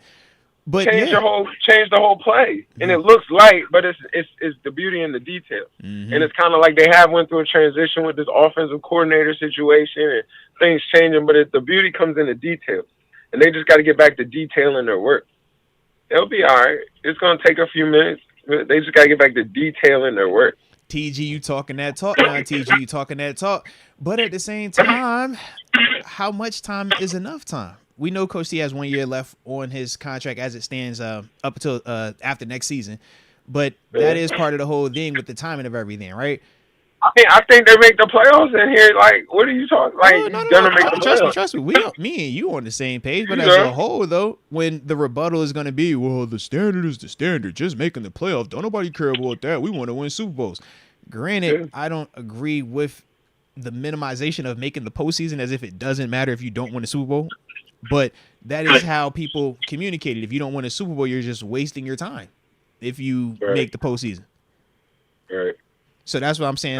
In the terms of, but it's kind of not like that either, though. Like me and you both know it's not like that. But that's how they communicate it, though. Yeah, it's hard to have winning seasons. I think something's got to shake in that quarterback room. I think he bring in a little bit of competition. I don't think he just kills them, but I think something shakes in that quarterback room. Like, you got to get a little bit more comfortable, a little bit more, they looking for something in that room. But I just think he got to bring in more talent. I think he got to build from the draft. He got to Dion it a little bit. He got to bring in a couple more linemen in here, Dion, but he got to build out there, bro. Yeah, he got to build from within. Like, he got to bring some more linemen. I think his defensive line, you can see it growing up. They still missing Tuitt. Like, you forget about, like, they lost a Tuitt. But that was a core. They ain't figured out yet. Yeah. Like they've been trying to replace Shea for years. Like, that was a core piece that was going to give you the Steeler way. Tuitt was a core piece giving you the Steeler way. Yeah. You know? Yeah, Shea. That's big. That's a big leader right there. Yeah, that's your guy. Mike Hilton was a core piece that you just leave. Like, that's your Will Gay that you don't realize is giving you so much. Because Ducey was our guy. Bush, yeah, because you're right. Ducey was that for us. Ducey was our. Ducey was that culture that you might not feel is a superstar, but he turned you up. Steeler way. He teach you what it's like in between the Monday through Saturday, the locker room, we out on the road, where we go to eat, how we hang, man, how we do rookie parties together, how we fellowship together. Absolutely. That Thursday where you got the treatment, that's the one that might be free. Facts. And who bringing the food? Like, it was a lot of that. There's so much more to it. Like, now it's kind of like, it just feels different. I forget his name, but it just feels different. Like, the new flavor, you've kind of, it feels different. It's a different kid in there that you're trying to get to grow in there. You know? I think Joey Porter, like I keep saying, will be a big piece in the growth of it. Like, you'll see it keep growing. Him or Minka, you'll see that keep connecting, and that'll keep growing. And it'll grow that way. You know? Like, it'll get better. Somebody will be in here, like, it'll get better. It need a little spark, but it'll get better. Right now, it's kind of like just keep winning. Keep growing. Keep learning how to win. That's a young team. That's like a freshman, sophomore team, more than a junior, senior team. You know, like, they young and they who they are. I think, you just can feel it. Like, it feels young and who they are. No, I'm with you on that. I'm definitely with you on that, man. And we've been getting banged up because we mentioned the inside linebacker. You mentioned Shazier. I thought we had two Steeler linebackers in there with Cole Holcomb and Quan Alexander. Both of them out for the season. Like, that does affect things. I think Quan was I think Quan, he was playing awesome. Yeah. I think they both were. I think they both kind of had that Steeler mentality. I think Aaron Curry has that Steeler mentality in the linebacker. Sure, you can see with 50, Landon Roberts, he even bring it. Now, granted, we know where he comes from, but it's like you can see the standard that he plays with, the professionalism and how he works It's like you ain't got to question this man watch tape. You don't got to question is this man doing all the extra stuff. You watch him play, man. It's like, oh yeah, he maxing out every bit of potential that he has right now, man. I might be biased, but I don't feel like it's on the defensive side. Like, I think the defensive side plays with real energy, real. I gotta have it. They're not perfect, but nothing's just uncontested. Yeah, they competing. Pat P isn't super the Steeler guy, like, but he competes. Yeah, you see him throw that fist up. He tackling now. Yeah, come on, bro. Like he still is bought in. I'm competing. I'm happy to be here. I know I get to that. I get to mentality. Not I got to, but I get to. I think that offense got a little bit of, man, I got to, or I deserve to, or just a little bit more entitlement. Yeah. And it's like entitlement is what gets you killed. Entitlement is what breaks up. Like that. Yeah, that's not the Steeler way. That's truly not it. So, like, even to me, I felt like the Patriots felt like they played for each other a little bit harder last week than I felt the Steelers felt like they played for each other. You could just feel the, like, yeah, bro, I'm trying to do this for you and you and you. Like, I got you. Like, you know? So, that's what I see. I feel like, though, when you think Steelers, you thought of a close-knit group. If you think of them teams like the Seahawks that year, they were real good and all that. Hey, man, who's got my back? Who got my back? Yeah. But that close-knit group, like that, yo, they all friends over there, too. Like, they look like a real... That's a mob. What they say, you know? they not co-workers, they brothers. It's different. Yeah. Like, yo, that's a little mob over there. Like, you think the most Steelers, like, the best ones, like, you like, yo, that's a little mob. Like, right. Yeah. I think them dudes will beat you up. Yeah. You know? Either way. I like it, though, man. I'm with you. I'm definitely with you. Now, I'm going to switch gears just slightly, man, but sticking with the offensive side of the ball, we obviously know that, Kenny isn't going to be playing this week. I think Coach T had already said it was going to be Mitch. But once again, the people want to know, would you make a switch? Would you give Mason an opportunity based off of what took place Thursday night? I think Mitch didn't play bad. You know? Once Mitch settled in, he played all right. Yeah. Once he settled in, he just needed to settle in a little bit. And the Patriots is never sweet. They give you a lot of different looks, a lot of different packages. They was bringing a two-man off the edge, exotic blitz, getting in that dime look. Filthy. They was doing some stuff. Dropping the end out of that, like, that's a lot. That's a lot. That's a weird cover 3, or that's a weird 2. You know? So it's like, you had to know what you was looking at out there with him. Yeah. And I didn't think he did a bad job, you know? This a big game. It's not an experiment this week. Like, you gotta go to work. So I think you gotta go with what you know. You know? This has been comfortable. You've played with this these last, per se, 2 weeks. I think you got to go with this and do what you got to do. You got to try to get out the stadium. You got to win this. This is a big one. This is a playoff game this week.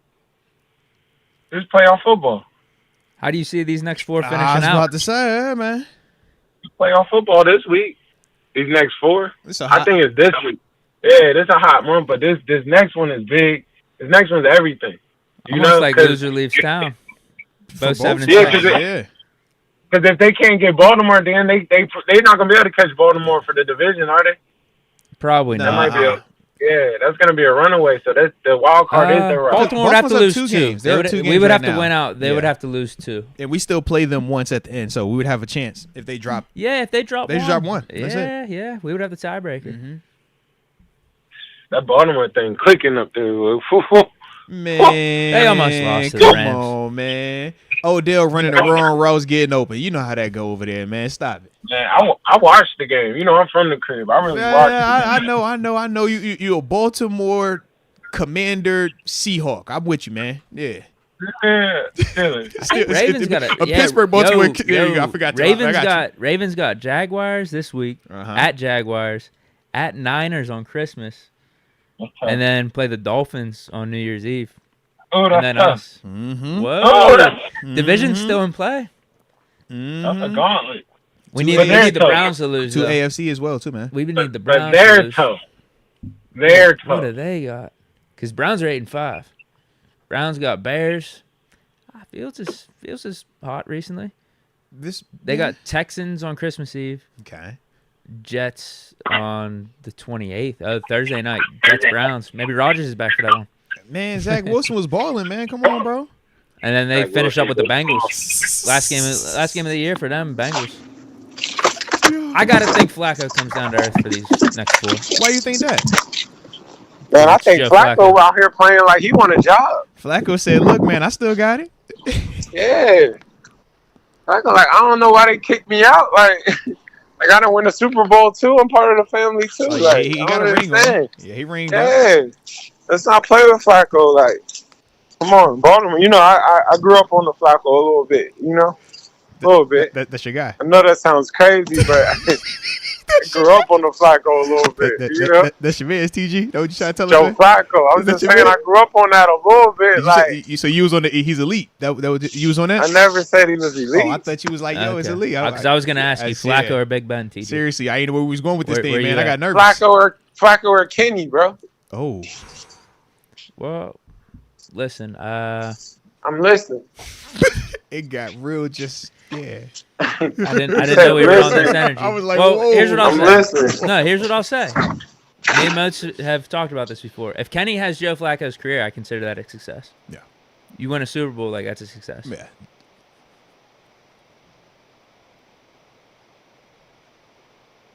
Hello, Did TG hang up off that answer? TG. You alive? Yeah. Oh, Y'all can't hear me? No, we didn't hear you at all. yeah. We ain't hear what you said, bro. What'd you say? I was saying, so you said if Kenny wins the Super Bowl, If Kenny That's has a a Joe success. Flacco type career, Yeah, it's a success. not a Hall of Famer, but you know, quarterback for a team for like 10 years, Man. win a Super Bowl. I take that all day.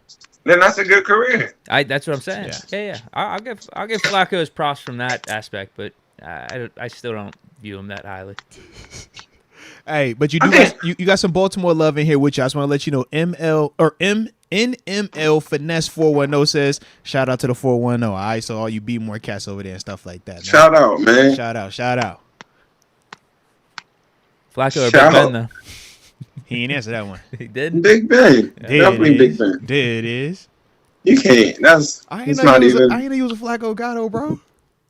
I like Flacco. Yeah, I mean it makes sense though, but I ain't know that. Yeah, all right. I like Flacco. I'm good with Flacco. Okay. I like what Flacco do. I like.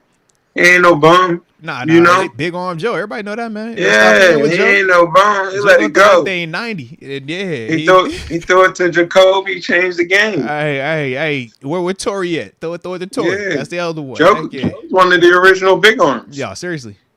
Yeah, for Hey, real. Why you playing? Just out of straight up curiosity, were you more Washington dude growing up or Baltimore?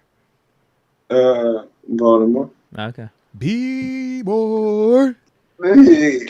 Be more. All right. He tried to put you in PG County over there, man. No, none of that though. He tried to PG County you one time. You heard it? Man, you a DMV cat, man? Yeah.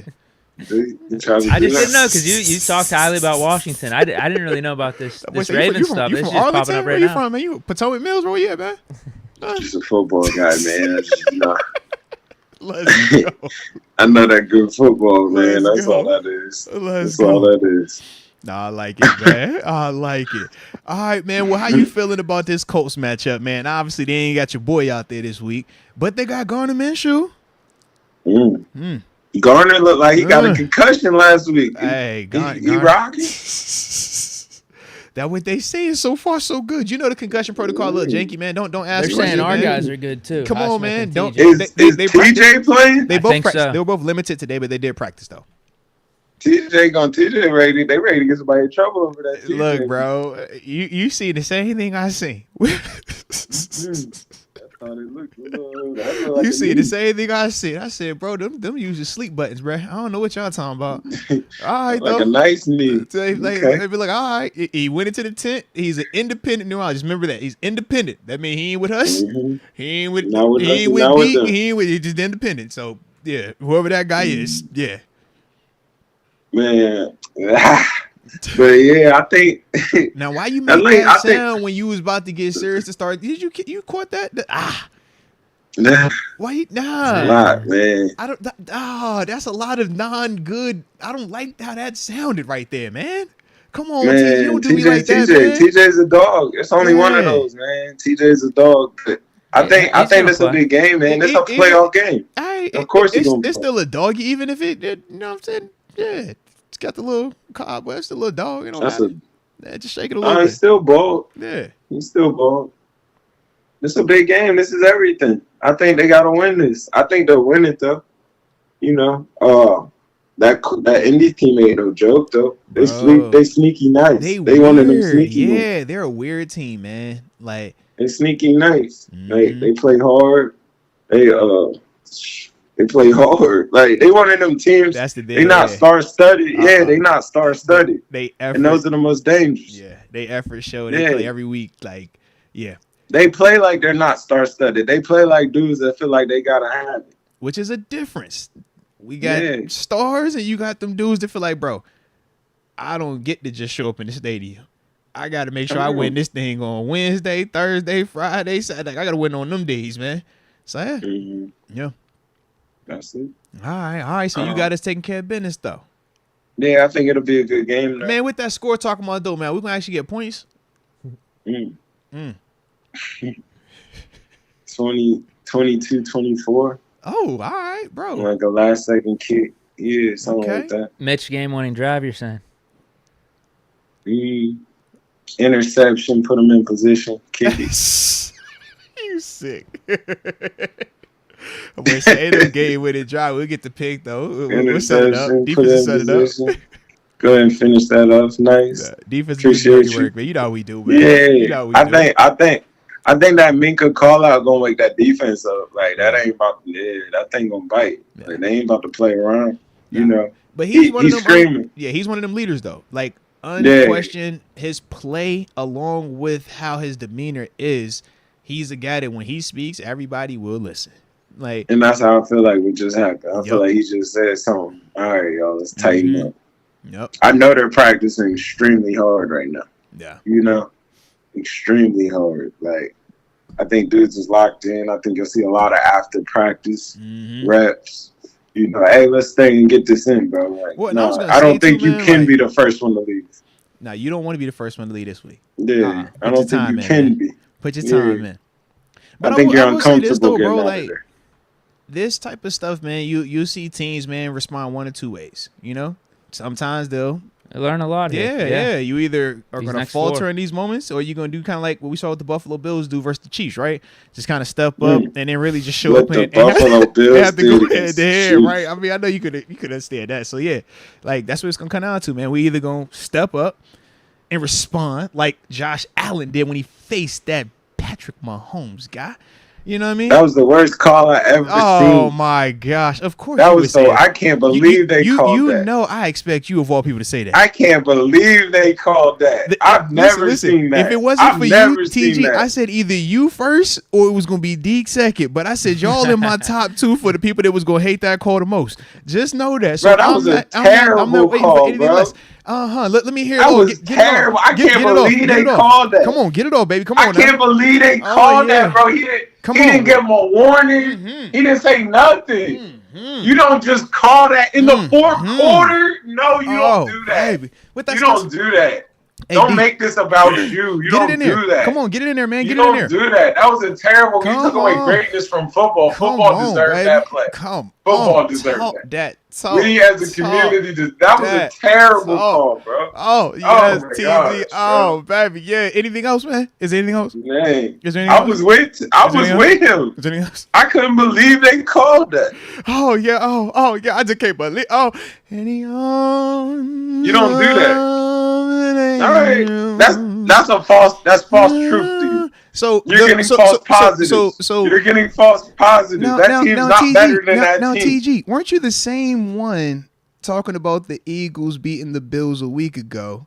But it was a horse collar tackle that was not called. That would have ended the game in regulation, and the Bills would have won that one too. But you won't over there saying, "Oh my God, this is the call we needed for the community and all this." But that was no. You don't get to pick and choose, baby. That's the part of officiating, right? That was a terrible call. Y'all said live with it versus Philly, right? So we lived with it versus Philly. We gonna live with it versus Chiefs, baby. It's that simple. You just gotta live with it. Won't nobody throwing no parades. Won't nobody my up in arms last week.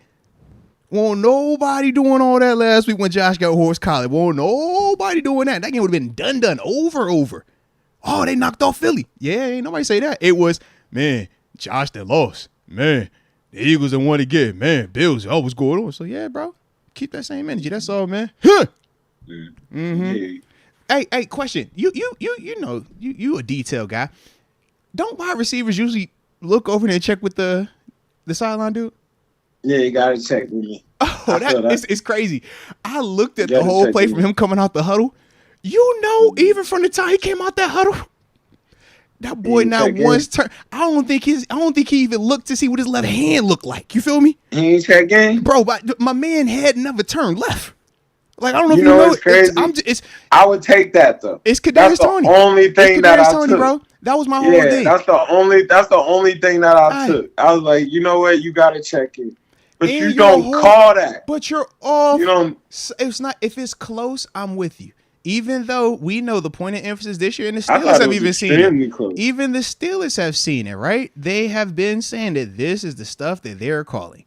They are looking at this neutral zone stuff solely because of the tush push in Philly. They want to figure out how to make that not as dominant.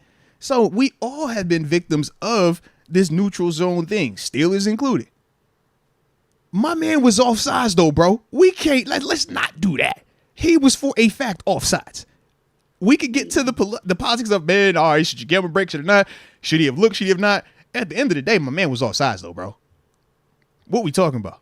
He was offside. If as a pass rusher, if I got to line up like that, people would trip, right? If TJ Watt, if Myles Garrett, y'all would trip. Don't do that because it's offense, man. What'd you think of the video of him trying to check? Like as soon as he got up there, he's not trying. Checking is pointing to the ref. What did he do? What was he literally just got there and set up, bro. He just lined up. That's it. People tried to make it big. Oh, look at this. This is not checking. This is checking. You look at the ref. You like, yo, you good? I'm good. I'm good. And he'll give you a thumbs up. Yeah, thumbs up. Or he tell you back up. Yeah. So that is just because you put heck no, bro. It's a long it take like 2 seconds. Like you see the dude literally pointing like, am I good? And he will literally thumb you up every single time, whenever he did the hand signal, he didn't look back at all. Yeah. Like the dude got to thumb you up and tell you yes or no, man. So that's my whole thing. I'm like, what we talking about, baby? It's because it's the Bills, though. And for some reason, TG and Deke all of a sudden don't like Buffalo. It's the craziest thing ever. TG, you would have been great in Buffalo, bro. You would have enjoyed yourself in Buffalo, man. Come on, bro. Toronto right up the road, bro. We would have had a blast, man. Come on, bro. TG, I wish you were there with me, man. We'd have had a blast together, baby. I'm just saying, respect. It was a good call. Then he didn't have to make that call. If that makes sense. If you wanted the Bills to lose, just say you wanted the Bills to lose, baby. We ain't got to do all of this. Look, if I've seen offensive linemen line up way worse. It's not consistent, and it should be thrown as well. It's not consistent. What do you think defenders have complained about when we watch a Lane Johnson and we watch Orlando Brown and we watch these tackles jumping offside? It's like, yo, literally, it's a false start every single time. But because it's offense, we're supposed to just be okay with it. Come on, bro. It's okay for those guys to be held accountable every once in a while. Every once in a while, they got to play by some of the rules that us as defenders got to play by.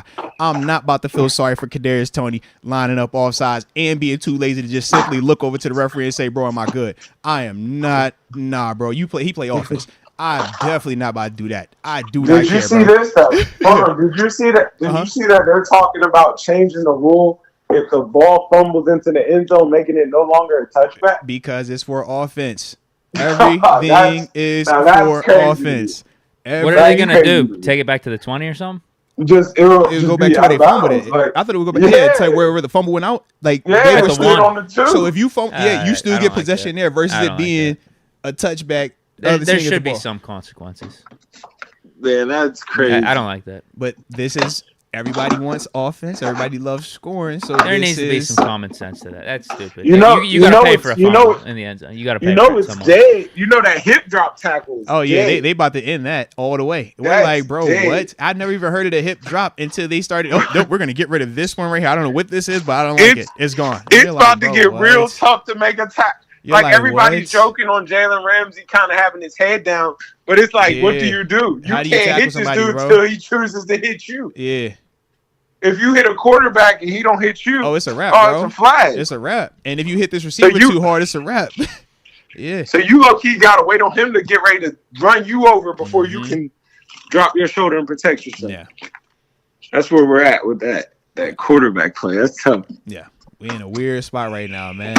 But offense is what people want, man. And this is the byproduct of it. So, once again, shout out to Kadarius Toney, man. Good job on offense, man. All right. But, yeah, it is what it is, bro. I don't know why you, man. You supposed to be a defensive guy, man. You don't let this coach stuff go to your head, and now you over here siding with offensive guys. I can't believe you, TG. Let that have been your defense out there, TG. Let that have been the fighting flow mo. Let that have been you guys versus Grambling or something like that in a big game, and that's the play that decided. Man, I wish I would hear you talk about some. Nah, man, you can't throw that flag, Mr. Ref. What you doing, bro? I wish I would. I mean. Come on, you bro. know, it's definitely whatever side of the fence you see it on. I'm just simply saying, bro, that's a tough call. That's tough. I can't. A businessman now. It's crazy. That's a tough call. He knows it's an offensive league. It is crazy. Yo, that's a tough call, boss. On Mahomes, bro. He's lined up. He's got enough good calls in his favor though this year. He's literally. He's got enough. Was he offside? Yes. Is he offside? No, it's like clear, bro. It's clear. What are we talking about? His body is. That's why I asked Moats too. His foot's like right on the line, but I guess his body's like a yard or something. He's offside. What are we talking about, I need to see it called again. I mean, they said that they said the neutral zone infraction has been like their point of emphasis. So I guess it's up like a crazy amount of times that they've already called it this year in contrast to like normal seasons. A lot of people are bringing up the screenshot from. Man, Mahomes should have threw that helmet at that referee. It was either Sunday night game or the Monday night game. There's a screenshot of one of the receivers on one of the teams. Like it was almost identical to Tony. Yeah. But they didn't. He didn't go harder, and they didn't call that. I seen linemen line up like that. He didn't line up hard. He didn't go hard. Man, they should have. They couldn't have held me back. He's all sides, bro. No, this is a big game. Detail and your now work. Mahomes gonna have. So detail your work. So why couldn't he detail his work? Like think about this, TG. Because of a player being a pro and not a professional, we over here hollering about refs. Mahomes, Bills, go out there and check in. You calling? It's like, bro, go out there and check in. Do your job. Like, if you do your job, this is not even a conversation, bro. That's my whole thing, man. I'm like, man, go out there and check in. And it's the simplest, most like you see this in high school football, bro. What go we out there talking and check about? In, man. You learn this in 7-on-7, bro. If you want, you better check with the ref. Like, you know, go out there and check in. That's one of the first things they teach you, man. I ain't gonna lie. That's my whole checking with the ref, man. Make sure you're on the ball. I'm like, we making all this stuff, and I'm cool with all that, but I'm like, bro, at the end of the day, that won't get you a thumbs hard. up. Like, you got to get a thumbs up. That's one of the rules. You got to do it anyways, man. Yeah. Yeah, man. I ain't mad at you. Ain't mad at that. I respect it. I take that back. I can't seek it. I'm not gonna seek comfort, even though it was a horrible call. All I'm saying is horrible call. Diggs every single time he checked. Gabe Davis every single time. I'm not gonna lie to you. It sounds crazy, but I think for the most part, wide receivers just naturally check and don't even look. Yeah, you just check. You just be like, yo, I'm checking. Like that's part of the swag. It's so second nature. You just like that's part of the swag. Like when you're a receiver playing around, let me check. Yeah, when you playing around one-on-one, you check in. I'm good. Like, yo, I'm straight. All right, let's work. TG, talk about it, right? You already know. You like, I'm about to route this cat up. Hey, I'm about to route you up. I'm about to check. I'm on. Yeah. Let me back up a little bit. All right, come get this work. It's a wrap. Yeah, bro. You know. I'm not gonna lie. If you know, you know. I'm not tripping. I'm not tripping, bro. Like if me and you were about to go one-on-one right now, one of us gonna do something stupid like that. Man, hold on real quick. If you play basketball with somebody. If you play one-on-one basketball, it's underlying code to check the ball. Okay. If you do a one-on-one with somebody, you gotta check it up. You gotta check it up, bro. If you say game start and just go, I'm looking at you like, bro. No, like, you're not a hooper. Yeah. What are you doing? Yeah. Like, bro, it's your first time. Mm-hmm. If you go out there and you're doing a one-on-one, yo, let's go do one-on-ones. Me and you, receiver, DB. Mm-hmm. I'm gonna check with the ref. Am I good? Hey, bro. Am I good? I'm good. And if you don't, I'm definitely locking you up. It's a wrap. Yeah, I'm like, you're trash. You don't even know what you're doing. He's trash, bro. Yes. Now I'm on the line with you. Now I'm standing on your chest. Yo. That's a fact, bro. You look and be like, yo, he's trash. He ain't check. It was over. Trash, sir. But so that's my whole thing. At the end of the day, it's not something catastrophic that took place. It was literally a dude not doing his bare minimum of the job, bro. Like, just 111. It's the simple stuff, man. So that was my whole thing, man. I'm like, yo, they could get all upset and all the stuff they want to. Do your job, man. The same way the Steelers have lost games between not doing their job before. Bills have lost games behind not doing their job. It happens. It just was the Chiefs this time, so everybody wanted to lose their mind. But man, that happened around the league, baby. Detail your work. Got detail your work. Got detail your work, man. All right. I feel that. I ain't mad at that. For sure. Well, I ain't mad at that. Last thing I got before we got to tap up out of this thing. On Friday, I wanted to get a chance to talk to you. It was some basketball being played. So JMU, they ranked 20th in the nation. They still was 18, but they dropped them even though they won. They 9-0. It's craziness, right? But they beat this bum team called Old Dominion University. You might have heard of them.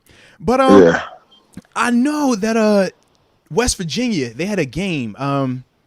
It was a basketball game. In fact, it was like a rivalry game or something like that, if I remember correctly. I think they call it the backyard brawl. But it was on basketball court. It was on the basketball court. Did you get a chance to see what happened in the game or check the score or anything? No. Okay. That's tough. TG. Because we know the answer. You really ain't checking it That's tough. I'm just no. All right, but I'll just check through. I'm just looking around the room. I'm just looking around. He was looking for. Is there anybody? No. Is there anybody? I guess TG doesn't pay attention to his alma mater. That's all. Hey, Deke, you're in the room. Deke, you went to Pitt, right? Yeah. Deke, all right, dude, you know the game I'm talking about? It was the backyard brawl. I think it was Friday. It was Friday sometime. I think it was like 13-9. What happened in the basketball game? What happened in the basketball? 13-9. 13-9. Why are you saying that? Why are you saying that? I don't know it, man. Oh boy, say yo, F it 13-9. All right, I'm bad. Leave it alone. We're getting ready for. I'm getting ready for North Carolina. I'm getting ready for North Carolina. I'm looking at things like that. I'm trying to see. I've seen Drake May not playing. Like I'm looking at that stuff season's like that. about to end soon. I mean, it kind of is already. Your season been over. That's why you're talking about that. Like, talk to me about some football. I'm being straight up. It is, but like, come on. Talk to me about some football. Like, West Virginia's about to be 8-5. Is that really that much of a season? I guess that is like a Super Bowl type of season for West Virginia. We'll be 9-4. We're gonna finish 9-4. What Pitt finish? I don't know. It's bad year. Rebuild year. We had two dudes just go All-American. Like I'm looking at stuff like that. There we go. You know what I mean? There we go. There we go. Where's Pitt's? We got a new OC coming in. QB guru. It is. Moats might know him. I think he's from one of those like FCS. You know what I mean? Yeah. You might know him. I'll try to pull him up. For sure. But yeah, young guy. I think he's like 30, 31. Okay, no, I like it then, man. Let's get it. Our dude's giving the reins of the offense to someone new, someone innovative. I like it, good. man. No more Signetti. For both of us. Yeah. 17. I talk about things. If you're not saying 17-6, or you're not saying like things like that, I don't care about nothing you guys talking about. 80-63. The best player on Pitt is actually from Baltimore. You're welcome. B More. Who? St. Francis. B More. Yeah, the little freshman. Oh, you're talking about Carrington. That's the dude that is that dude that Deke? That's your guy, right? Yeah, Bob Carrington. Yeah. Is that what you're talking about? The nice one. Sure. Number 7. Nice one, the freshman. Nice one, The freshman. All-American. We gave you that. That's him. Yeah. Yeah, we gave you that. I ain't know from B-More. You know, you don't see how you play? It makes sense. Come on now. All right, it makes sense. Look up, man. You look up. You know. All right. Okay. So it's kind of like, I like it. It.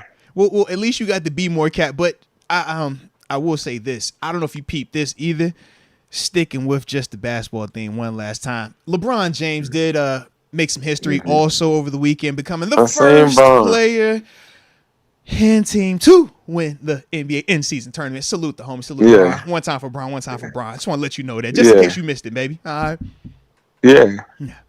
So salute him. There we go. Nah, man. Should he have got MVP? Or should AD have gotten that?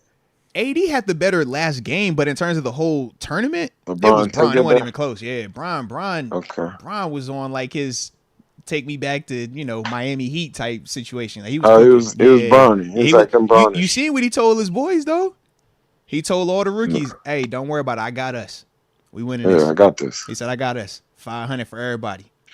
Man of the people, Hey, man. Jordan never done that. You remember that, baby? Jordan never done that, man. Yo, which quarterback's better, Kenny or that boy from New York right now? The Italian. Kenny. You talking DeVito? Kenny. You don't like DeVito? Hey, why you play? Yo. Okay, I just wanted to see what he was going to say. You're fine. I just didn't know you. Why you on that energy? Oh wait, hey! Whenever you ask that Flacco question, were you talking right now or are you talking careers? Right now, it's Pickett. Are you about to say? Are you talking today? I think that's what he was getting at. I think he's one of those Flacco guys. Yeah, he's one of those Flacco guys. He might have backdoored us, man. I think he backdoored us on that Flacco Pickett question, man. Yeah, I see that. I take Flacco. Man. You and honestly, you're probably about 75% of Steeler Nation's with you right now. I mean, Flacco. Take Flacco. He's had the confetti. I don't know what you know. Flacco don't know what he looking at. Yeah. He know what he looking at. He got a big arm. He gonna throw it. I don't know what you don't know. I take Flacco. I look all right. We say it right now, not going forward, not who we want to build and start a franchise with. Just saying for right now. Today, technically, man, I'll be real. It's a lot of quarterbacks coming in this draft, and then that pick is not too late. Like, that's gonna get weird. It's gonna get weird. You started that. It's too early for that right now, man. Don't do us like that, man. We having a great day over here. Stop doing that, man. We having a great time. You trying to do some stuff that's just gonna upset people's stomach in here, man. Gotta chill out with all this quarterback talk, man. Draft talk, man. We just about another month. You know what? Listen, Mitch, just please take care of business this week, and if you have to, the Cincy game. But once Kenny comes back, you'll see. There it is. This talk is gonna be squashed. If they pick that boy from LSU, it's gonna be weird in the city. You know. Well, one's a Heisman Trophy finalist, so that's a plus. Yeah. All right. See, you got the Heisman Trophy finalist versus the Heisman Trophy winner. Just bring them both in there. Man, Will Pitt accept that? Will Pitt like super weird. Oh, would Pitt take that? They would accept that. The culture. You funny. If you know, you know. Yeah, TG's getting real messy right now. I just always. Why are you doing joke about stuff like that? Because it's a lot. Yeah, it's like, yo, that's a lot of a lot, bro. Yeah. That's a lot. I'm not jumping on it. I'll just ask a question. Yeah. Just ask the question. You know what I'm saying? Just ask the question. I like to ask the question. Just ask the question, baby. Ain't nothing wrong asking the question, man. But either way, you feel like it's quarterback shopping this offseason. That's what it sounds like. Yeah, for sure. Something's coming in here. Okay. Something's coming in here. Something. It might not be a day one starter, but something. Who knows? It might even be a Flacco down the line, man. So, we'll just leave the light on for him. Leave a light on. Something that might be, hey, if we pull this car over, we can put this car on the road for a little bit. It will be very good. Just get from point A to point B. We ain't asked for much. Man. Yeah. There it is. Something to get us out of stadiums a lot. All right, bro. Bye. I love it. Hey, man, let AB retire still, man. I know, big facts, man. Big facts. Free my man. Big facts, man. He coming back around. Let him retire still. Hey, we said. He was dropping some wisdom in that Twitter space. Free my guy, man. Said my dog is on the L Bell return to the glory. You see man, L Bell is so far back. It's crazy. Hey, you see how they did all the way back. I don't know. L Bell said, "Oh, no, I done picked up on it. Let me here. I'm there. I'm outside." When I seen L Bell at the tailgate, I said, "Oh, he's fully immersed himself. L Bell is fully back. He's for the culture. He's everywhere, he got another bro. one pulling up. He's fully back. He's out there, bro. Seriously, bro. Seriously. L Bell's like, when I pull up, we win. Like, I'm back, y'all. Yeah. I don't know if you see it. I see it. Hey, he learned quick. It's cold outside, bro. You better put this Steelers coat back on, bro. Stop playing with these people. Stop playing with these people, man. You black and gold. Black, all right, bro. Stop playing with it, man. DG, the fans want to know, are you rolling up? I'm pulling up, man. I'll be around. Last home game. Uh-oh. Cincy. What is that on Christmas? Was that 23rd? December 23rd? 23rd, yeah. December 23rd, yeah. Saturday. I'm in the building. You in the building? I'm in the building. You said Bell's going to be up there too, right? Yeah, I'll be in the building. I'm going to see if I can find somebody that knows somebody to get me in. You know all right. Well, man, you know what they say. You just hit the right people, man. Hit the right people. You get the right answers. You got to know somebody that knows somebody that knows somebody. That's sometimes. it, man. But yeah. if somebody knows somebody that know me, I'm trying to go there. Hey, look, you know what they always say. You just, 5 degrees separation. So you know somebody that know the right person that know. So either way, you solid, baby. Yeah. I'm going to figure it out. Then. There it is. Let's go, bro. Well, shoot, man. This was a vibe. Shout out to the fact that you ain't hang up on us this time either, man. So we appreciate you. Nah, man, y'all ain't hang up on me. Nah, man. Everybody knew you hung up on us last time. We called you back and you screened the call. Everybody knew that, bro. Y'all ain't hang up on me. I appreciate it. So all love, man. Like I said, we'll do this again, man, like we always do. But appreciate you, man. My dog. All right. Peace, bro. Peace. Shout out once again, Terence Garvin, a.k.a. TG. Take some time to stop in with us, man. What, 6:05? Let's see. How many? We got supers. All right. Let's tap into the supers, man. Like you said 6:30. Huh? Yeah, because worst case, we can always do the preview like how we normally do a combo day on Thursday anyway, man. So we'll be straight. Well, yeah, I was going to say even and y'all hit that like button one time too, man. If y'all was rocking with the show, I know y'all be rocking with it because y'all be still sticking up here while we be up here talking. You know what I mean? So yeah, hit the like button. Subscribe if you have not done so either. This is how we get down. We got a fair amount. So let's tap in, man. Well, I was just going to say, like, I got them in case. Man, we got to look out for you. Bro, you said hard 6:30 stop. Like, that's not a game. You're big Deke energy. You're big Deke energy, bro.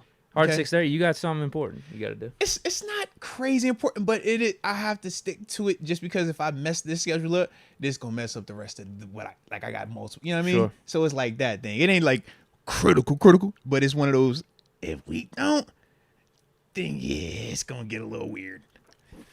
All right. Let me know if this is right. Ethan Leach. Yes. Shout out to Ethan Leach also, man. Ethan, you always be rocking with us, man. We do appreciate you from the heart, baby. How do you feel about firing Tomlin? Y'all say do it, but don't think of repercussions like free agency. Yeah, they do go multifaceted, man. Not only free agency do you deal with that, but also when you're talking about potential new hires, right? Anything that we have in-house, when you start firing the top, man, everybody inside, man, potentially becomes expendable. Or expendable. So offensively, we might not be tripping. Defensively, though, might have some coaches that we do feel like are helping us out, are working here, are producing. So it's a lot of that goes in it. But yeah, when you're talking about attracting free agents, you do think of that. As a free agent myself at the time when I decided to come to Pittsburgh, that was a big part of me coming here. I told you, I left more money on the table elsewhere because of the coach here.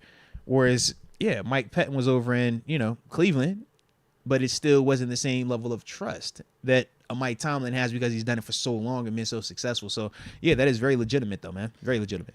Steeler Nation on fire. Shout out to the Wizards trying to move down to VA. Yeah, they moving to, was it Arlington, Potomac Mills type area, man. Oh, really? Yeah, they're moving the Wizards and the... Are they going to still be called Washington? I don't know. I literally just saw it was the Wizards and the Is that Caps. close to you, then? No, it's still like Northern Virginia. Okay. They're closer to, like, TG than me. Okay. But, like, the Northern Virginia area, that's, like... How far away is that from I'm probably you? like 2.5 hours from there. Okay. That's close to like JMU. JMU is probably like an hour from there. Growing up, would you 45 to an hour consider from that a home team then? Absolutely not. No. Okay. But that's why like we never really did a whole bunch of like they were the Redskins back then. But like my pops, he was a Redskins fan. But in our area, you got like Panthers because you're close to Carolina. Like we could get to Carolina around the same time. You know what I mean? Like getting to some of these other places. So we look at the Panthers. Redskins obviously was one of them. I was a Cowboys dude because of the national time, but you'll follow a lot of like national. So you get Cowboys, you definitely get Giants, Steelers to an extent, but we don't typically get as much Steeler there. You get more Baltimore there. Huh, okay. It was weird. Yeah, we get more Baltimore at times.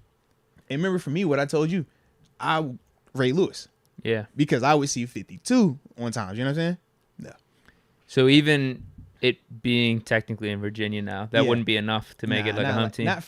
Not at least we're in the 757. Okay. But we're down at the bottom of the state. Like we at the coast, like all the way here. Northern Virginia is like up this part of it. Got you. So yeah. Think here to like Penn State. Yeah. I got you. Yeah. So it's like it's closer than Philly, but Penn State, Pitt, Like, we still view them like, bro, them Sure. still, they distance apart. So, yeah. Sean McCartney started to He notice. said, Remix said, call them boys the DMV Wizards. At least so. Uh-huh. He says, started to notice when times are good, fans say we, but when times are tough, they say Steelers are they. Yep, that is accurate, Sean. And that's what we said, man. A lot of times you find a lot about, or you learn a lot about people in times of adversity. You learn who's going to stick with you, who's going to get in that car with you, who's going to be the one getting out that car, who's the guy that doesn't want, to deal with this valley. They looking around trying to see what the next situation to make them feel better is. So, it comes with it, man. But that's also why you don't fault those people. You respect it because it shows you who are the diehards. It shows you who are the people that you can trust. The guys that aren't going to cut tail and run when it gets, a little rocky out here. So, yeah, man, salute them all, baby. Corey Hewins, the Steelers are about to shut some haters up. Need it, baby. Need it. Luke P., thoughts on a round one receiver? Let Tay walk for culture's sake. Just think of it like this. In terms of culture, Deontay is probably closest to the Steeler culture of the receivers in that room. Just me completely watching outside in, You go away from him, you're bringing in another very talented receiver, absolutely. But who is now the new leader in that room? GP? Allen Robinson probably ain't going to be around. That's next what I'm year. saying. Is it Calvin Austin? No. Yeah, that's my only thing, man. It's Trade like, for Jordan Addison, which is fine. which isn't going to happen, though. But either way, he's still a younger player, though. So it's in terms of, because he said trading for the culture part, not a talent part, because Deontay's a talented receiver. We know that, and he produces. But for the culture's sake, it's like, I don't think that helps us per se, man. But Pickens would probably get the bigger haul, too. he would. But I'm you not ain't looking to moving. trade I don't want to move on Pickens. from either one of them. I don't, but yeah, you got to see how these next 4 weeks play out and just see what his energy is like in the off season. Because again, if he doesn't want to be here, like I don't want to deal with that. Yeah, and Tomlin doesn't either. And it's the weird dynamic of you don't want to push him either, and I think that's kind of where we might end up getting to if, as a fan base, as media aren't careful, because he does do little things that I call just immaturity. I'm like, yo, it's just because he's young, but we said this is professionals. So you're under a microscope. You're micromanaged. We're looking at every little thing you do. And we're going to have a commentary on every little thing that you do. So it does get to the point where, you keep getting criticized. You keep having people call you out for certain things or holding you accountable. Hey, as a young guy, you might just be like, you know what, man, bumps. I don't want to play here no more. I don't want to be here. I need to change the scenery. And that's the part where, we do got to be a little bit careful of that. But he does keep giving reasons. Like I said, man, hopefully for him, man, he's a young dude. And that's the one thing that I keep saying. Youth. There is no substitute for having to mature. There is no substitute for having to go through that process of gaining that experience, of gaining that wisdom. He doesn't have the vet in that room to look to. I do think that is also part of the issue. DJ the same. It's like DJ don't got that vet to get in his ear to really be like, look, bro, yes, you got the bag. Yes, you're our guy. But those guys are supposed to be like Juju and Claypool. We saw how that played out. So it's like, maybe those are the guys that so killed the think culture. about it. You go from your development of, man, you're going through these different receivers, even to the point where you get to AB, right? But even with that, you still had Emmanuel Sanders and Mike Austin came in that same group, right? It's like we did kind of get away a little bit. A little disconnect. Yeah, it's just a little bit, but this also has been a change of the time as well. This isn't the same like world that we're living in terms of like media access, coverage, brands, and just you can literally be a superstar as an own individual regardless of your team, regardless of your team. That's where we at right now.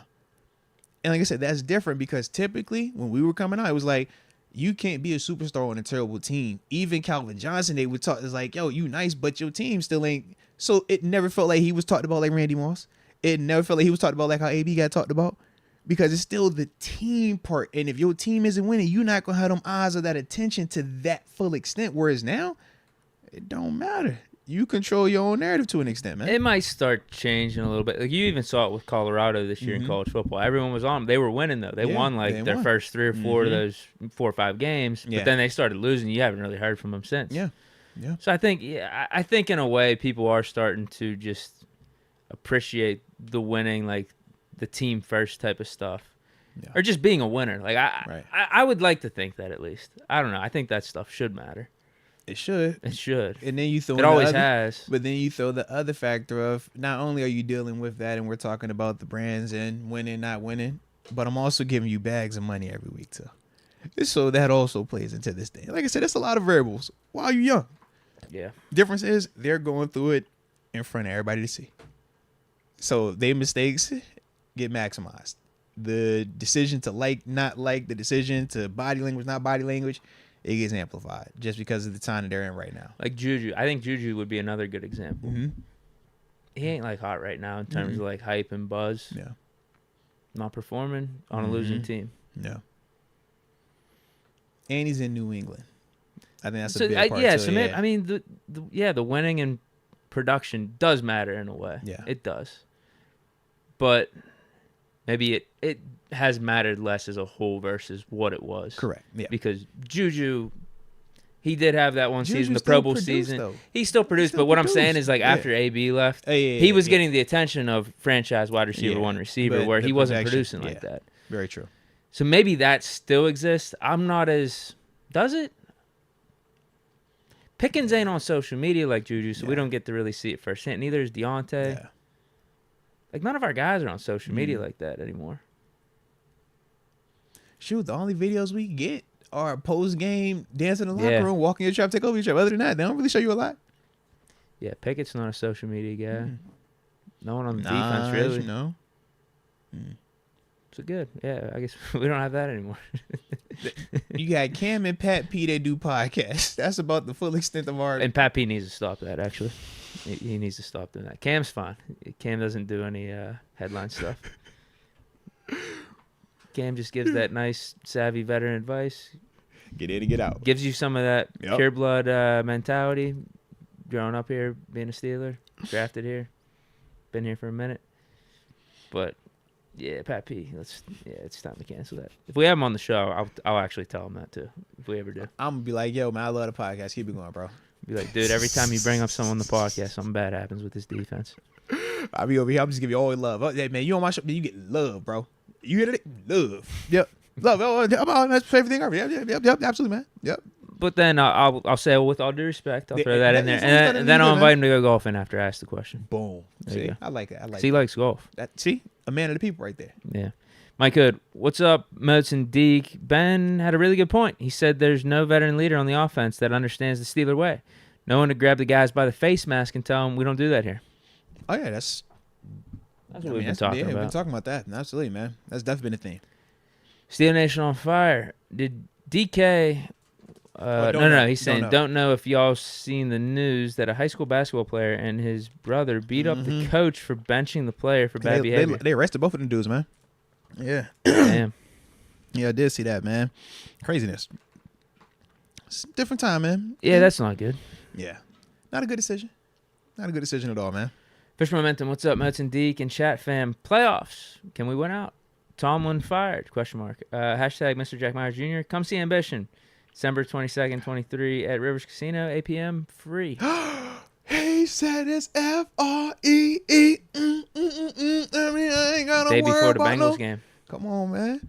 Get sauced up on the late night with Ambition the Kid. Shout out to Official Momentum. And then from there, man, you might pull it all night and just walk up to the stadium. What's happening? Man. What's happening? Good, yeah. What's happening? And then 2 days later, man, holla at, Jesus' birthday. One time for the culture. Yeah. Can't lose like that. No. Cliff the Dark Knight. Tomlin's next offensive coordinator and potential defensive coordinator hire will determine his fate. He cannot continue with the internal hires. That's seeking comfort. I think Austin's fine. I got no problems with him.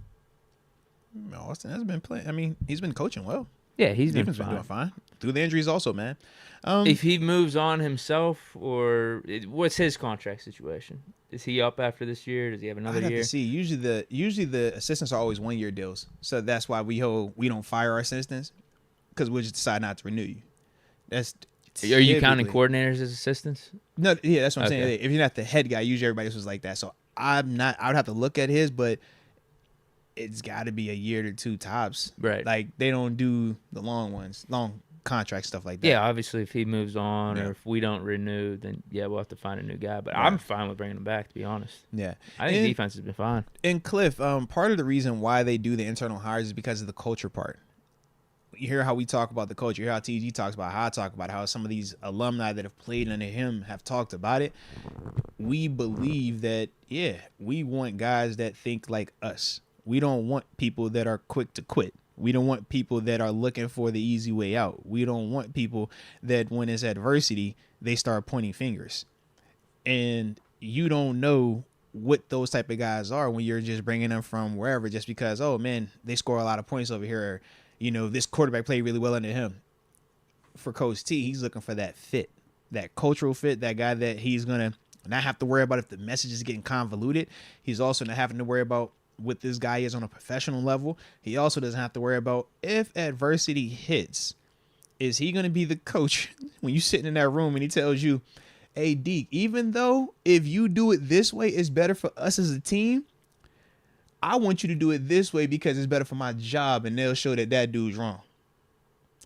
That's some of the stuff that when you talk about internal hires, you avoid those situations. That was a real life example also, Deke. Wow. You sit in there and you're like, bro, what? And he's like, no, I don't care what you think, even though we know that does work. This is the situation. I got to keep my job. Yes, bro. That's real life.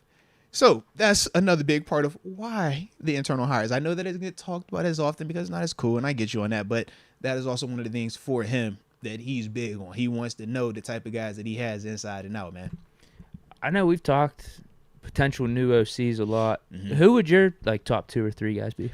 Honestly, bro, I really haven't deep dove to even research it like that. I get the regular names, of course. Oh, you got Kingsbury, you got Leftwich, and I could say those names. Batch. But literally, I would say them names tongue in cheek just because those are the candidates that everybody has said. But to me personally, I would have to sit down. I want to go through and look. Let me go watch B. Leftwich in Tampa. Hard to that extent. Sure. Let me go watch Kingsbury again. Hard with that extent. The way when we hired Canada, I went and looked at LSU, looked at Pitt, and I'm like, okay, this is the lateral approach. Okay, this is the approach he likes to do with this. This is how he likes to use quarterbacks here. But it's right now, man, it'd be too much stuff going on. Way too much. Yeah. But that's my only thing. So I'm like, I don't want to just throw names out, just throw them out because I'm going to say the same names everybody else has said. But yeah, I guess the tougher ones to evaluate would be the QB coaches from the coaching trees of McVay or Shanahan, those type of guys. And we're going to have a dope list of names too. And that's the other part. So I'm like, half of me is I got people that I'm already thinking of, but the other half is I know it's going to be names that I haven't even considered, but now when I hear it, I get a chance to go and actually deep dive and look and research the guy. So that's all. My last take was you just go all in. Get Kenny's guy. Who's Kenny? Whipple? Whipple, yeah. You just go all in. You're Tom, and you lean into it. Think about this, though. You got the Pittsburgh connection. If you truly believe... The in-house element, I guess. This is my thing. If you believe in Kenny, then why wouldn't you do that? Yeah, that's my point. Thing. I do think Tomlin does believe in Kenny. Now, to what extent? I don't know where he would pick Kenny's guy. Mm-hmm. That's the question. But I think I would. If you believe in Kenny, just go all in. Because I know from experience, if I believe in you, bro, I'm just going to get the guy that makes you be your best self or that makes you feel your best self. But if I don't believe in you, then I'm going to go with who I think is just better for whatever quarterback might come in this thing. Because that's the other dynamic with it. And I think that's kind of when even the whole Matt Canada thing that I brought up before, to an extent, it's do you bring a guy in specifically for Ben? Or do you bring a guy in that at the time was coming from where? College, where we're saying we're going to be having to get a younger quarterback coming from where? College. So you wanted somebody that could relate to what? The dudes coming from college. They could talk like that, motivate them dudes, the concept. So that was the whole purpose of Canada.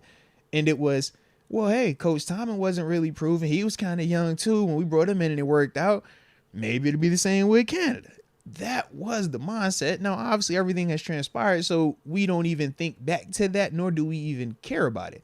But that was kind of the thought process. So with this, we're going to see something that's going to tell us similar information, whether it's we're bringing in a guy that we feel, hey, him and Kenny got some type of connection or some type of dynamic where this is clearly you're believing in him, or it's going to be the alternative where we're like, yo, this is a guy that we know is just good across the board, but it is no connection or no hard marriage of these two. He's going to challenge Kenny. He can elevate him. Yeah, stuff like that. Mm-hmm. That's what I'm thinking.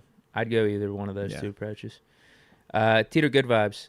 I don't think Tomlin has been perfect, but I honestly think he has done more with less often. Our team has many issues right now. Go Steelers. You bring up some good points, man. And I have heard people say that, man, in terms of whenever they do criticize him, one of the positives is the fact that he has done a lot more with some of these rosters at times, especially with some of the injuries. Yeah, this year in particular with the injuries. Yeah. Your two best inside linebackers going down. Mm-hmm. That hurts. And then your quarterback getting hurt like he has. That's going to affect things too. Like, even last game, like I don't even think last game was, oh, Tomlin, this is ridiculous. Like, how isn't this team prepared? They had a nice first drive, the Patriots did. Mm-hmm. But then the other two touchdowns, the one was because of Mitch's interception. Now, again, I guess you could get the stop for the field goal, but that's a tough spot that Mitch put the defense in. And then the other one was Casey overplaying the ball for the interception. Mm-hmm. That's 14 points right there. Yeah. If you want to say Tomlin's the one out there playing safety or Tomlin's the one throwing the ball, fine, but we're all watching these games. He's not. We're seeing the same. That's what I'm saying. We're seeing the same thing. It's just about if you're going to believe what your eyes are telling you or not, man. Now, if you want to talk about going for it on that 4th and 2 or some of like those type of decisions, like that's completely fair. Mm-hmm. Completely fair. But some of the stuff in terms of just saying Tomlin doesn't have his team prepared, lost the locker room. Like I do see some of this stuff popping up. Mm-hmm. But we're talking particularly offense. We're talking a couple guys. And now we're just going to have to wait and see these next 4 weeks how Tomlin motivates them or just what the energy's like. Mm-hmm. And then we can have a more serious discussion, I think, in the offseason. Yeah. A2A style. I've been saying what Hodge said for a while on this show, and y'all been shooting it down. No. When Mike T allows that kind of stuff, it becomes like black mold, hazardous to your health as a team. Not just the antics, but also the play. No, A2A style. You did not say what Hodge said. Hodge spoke specifically on players. A lot of the conversation has stemmed towards making it about Tomlin. It's the different things, man. He's specifically talking about the players. That has not been communicated like that, man. Because every time I say it, I get looked at like I'm losing my mind or like I'm an apologist. But no, he's specifically speaking on the players that's out there, man. Zero to do with. Has he said anything on Tomlin? And like how in terms of. I don't think I've heard anything from him. Because he's coming from the same vein that a lot of us be talking about. It's not on these coaches, bro. It's on these players. But a lot of people will put it on the coaches and make it as if they're the ones that have the majority of the responsibility. It's like, bro, that is not how this thing works, man. So, yeah, I get what you try to say, but yeah, man, he's specifically talking about them players. Nothing on Coach T because you're not allowing something to happen. This dude is on your roster. He's getting paid how much money? That part is going to be there. You could do that type of stuff. But if a dude doesn't have the motivation to be a professional, you either going to cut this guy. But like we said, you got a lot of politics that go with certain parts when you're talking about the roster, how it is, and the players that we be talking about as well. Come on, baby. That's all. It's like... And outside of the Falcons game last year with Pickens, Pickens was sulking a little bit on the sideline because he wasn't get the ball, even though we were running the ball for like 250 yards or something crazy. Yeah. This is new to us with Pickens, so Tomlin's just probably reacting to it the best way he knows. Yeah. Like maybe the first couple of times he's underselling it, and then he's addressing it behind the scenes. And but now it's gotten to a point you might have to change that up. And you're dealing with very young, I don't want to say sensitive, but I mean, you heard how TG even talked about it. They carry it a little bit harder. When we came out, you could dog curse us out, get in our grill, say what you need to say to us for us to lock in and get this thing done. You said once we there, you ain't got to keep doing it. Now it's an issue, right? But you tell me I got you. You can't necessarily do that all the way with the group because some of them will shut it down. And that's something that he's having to navigate. And that's what you've heard me say when I look and I say, yo, the parts where I'm critical of Coach T, I'm like, you either got to figure out, number one, how to still get that up out of them without, making them clam up. or you might need to change something, or maybe you do have to get a different person in there for that part of it, because that is a different animal to deal with now. You mean to tell me that was one of the things that I joke with my retired guys about a lot. We like, bro, you come from playing in football, right? And how I talk to my teammates. And I told you, man, I came home and I would try to talk to wifey and the kids in the same vein. And they're looking at me like, bro, you're crazy. We don't operate like that. This ain't how real life work for us. But it's like, in that vein, bro, this is how we do it. And you either rocking with it or we going to leave you behind. Not everybody's with that, though, man.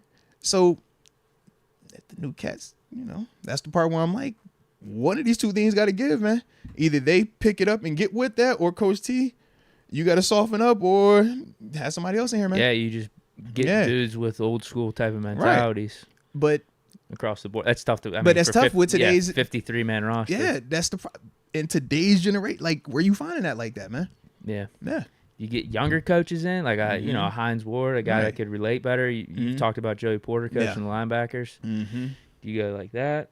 Who knows? We'll see how these 4 games play out. Mm-hmm. We'll see. AJ Martinez says, "I'm desperate, boys. We are everybody's Super Bowl." Oh no, we are, man. Do you want to close it out? How much we got left? Probably about 15. No. 10-ish, 10, 11. Give me a blitz. Let's go. Okay. Let's get a blitz, man. All right, that was AJ Martinez, and we are everyone's Super Bowl, though. That is accurate, though. We definitely are. We definitely are. Mike Hood, Deke, AB said guys need to work. Control that frustration because you don't want the quarterback to get stressed out by you and not want to put you in the position you want to be in. Absolutely. But, I mean, it really goes back to the personnel part of it, man. How do you manage your personal emotion, your personal feelings? About Pickens with that. Because your feelings, man, it's the Odell and Baker combo. I mean, we talked about that. Yeah, you definitely see it. So, hold on. AB the right messenger for that one? Of all people. At least he performed. That's the one thing you could always say. The dude worked hard. People. But I've definitely seen him talk kind of crazy to some folk. You're like, bro, you better throw that man the ball, bro. I don't know what you doing. Throw that man the ball. A2A style. If you can't tell if a player is not consistent after 2 years, you don't want to see it. Heck, Ryan Leaf had a good moments in his career too. If you're consistently not being consistent in play or consistently with your antics after 2 years, where's the coach? Where's the coach? Man, this is professional football. It's politics in this thing, baby. Yeah. I know how you want to make it sound and minimize it, but let's not act like politics ain't real, baby. No different if we was all working at a Fortune 500 company and Deke just got the promotion to get $5 million a year and he out here with the worst body language, acting a booty out here and tricking it off. Can I just fire that man off the blue? Nah, because I'm still on the hook for that money, right? Same concept, man. If you draft these players, if you're compensating these players, you don't get to just move on with them because, oh, man, it was 2 years, it was 1 year. No. Can't operate like that. You got to give them time. You give them every chance to hit the switch, man. Figure it out. That's this business, man. You know that, baby. That's how I go. It ain't always the best. I don't love it all the time, but that's the reality of it. Yeah, the politics matter, man. You know that. AJ Martinez, 5'5", thanks for the hospital shot. I have a nerve issue in my right leg. They just given me the Toradol shot and pain meds. Got finals on Friday. Let's go. Shout out to that Toradol shot, too, boy. You're going to have your leg feel like Iron Man over there, man. I like it, man. But y'all, man, you know it's all love for you, AJ, man. You rock with us heavy. You, A2A style, Ryan McPherson, Yo Young, Pittsburgh, Tidy X Concepts, Bro Barry, Aaliyah Warrior, Steelers Girl 517. You know, all the crew, man. Hall of Famers. Yeah, bro. So y'all rock with us, man. So whenever I do catch something. Night Rider 16. Yeah, exactly. He's another one, black and lavender. He's a Kenny hater, like, but you know what? I'll shut him up. Come on, bro. Michael Patrick McCracken. Like, we got the guys. Like, yeah, Quan Summer, Tito, good vibes, all that, man. So without a doubt, we rock with you, baby. So yes, I am glad to hear that you are at least in a better position, and good luck on your finals on Friday as well, man. Did we say Rod Dulles? We did not, but sure, baby. You got to shout him and out, Rod too. rock on every show, everywhere. I'd be like, yo, Rod, everywhere, bro. Salute you, baby. Salute you. Ryan McPherson, why is everyone coming at Ben? Because Ben, you know, he was giving his honest opinion. There's nothing wrong with it. But people still have some feelings towards him. I feel like, you know what I mean, in the sense of the exit too long. Did you stay? You know what I mean, or even in some cases like Deke, right? It's like, yo, y'all kicked him out. So I just think you kind of get that. And when you talk about today's chaos and everything's going on, man, everybody in the danger zone, man. So yeah, that's probably why he got a little guy. You know what I mean? But shoot, man, stand on what he's saying, bro. I ain't tripping on that. Well, I ain't got nothing to do with me. But I'm saying for everybody, man, 7 to 7, man. 7, you stay what you say, 7. Man, yeah. I thought a lot of people were agreeing with That's what I'm saying. Like, questioning the Steeler culture, the Steeler way. I don't know what he said that was that controversial recently. No. When you question the Steeler culture, people look at him as part of the reason why, because they simply say, you were the last quarterback. Why didn't you teach the next guys? Why didn't you lead the culture? Because defensively, the issue isn't culture when you got Cam, when you got TJ, when you got Minka. They specifically saying, yo, if it's a culture issue, if it's offense and this is no leadership and you was the guy, you was the quarterback, bro, this is all you. That's how they was looking at it. So that's why some of them put it like that on him. Who was he passing it on to, Mason? Because we brought in 2 new guys as soon as Ben left, Mitch and Kenny. Mason was here. That's Mason what I'm saying. Is Mason supposed to be the leader? Is QB3? Look. You know they've already even brought up Mason starting over Kenny and Mitch, right? So don't look at me like that, bro. You know how they be feeling, man. But at the same time, whenever there is this type of vibe in Steeler Nation, they just start pointing fingers at whoever they can. Shoot, Deke, they point fingers at you all the time. I get some shots like everybody.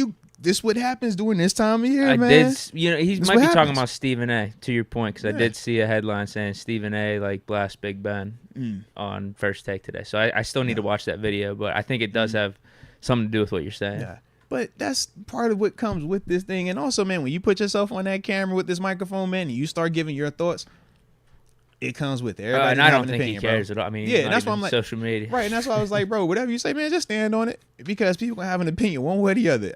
I don't care who agree with it. As long as you agree with it, you feel like you strong with that thing, man. As long as you can sleep at night with it, man, get it off your chest. Are we on time? Because we got a couple left. 334 brings me. He says, "What happened to the rapid fire Moats?" We got a couple left. He's doing a time check for us. Go. Okay. Come on. Yo, Young, man bag Moats is definitely the Bills part of him. But it's fire though. It's fire. TG says since it's Louis, it's okay. Deke's twink femboy.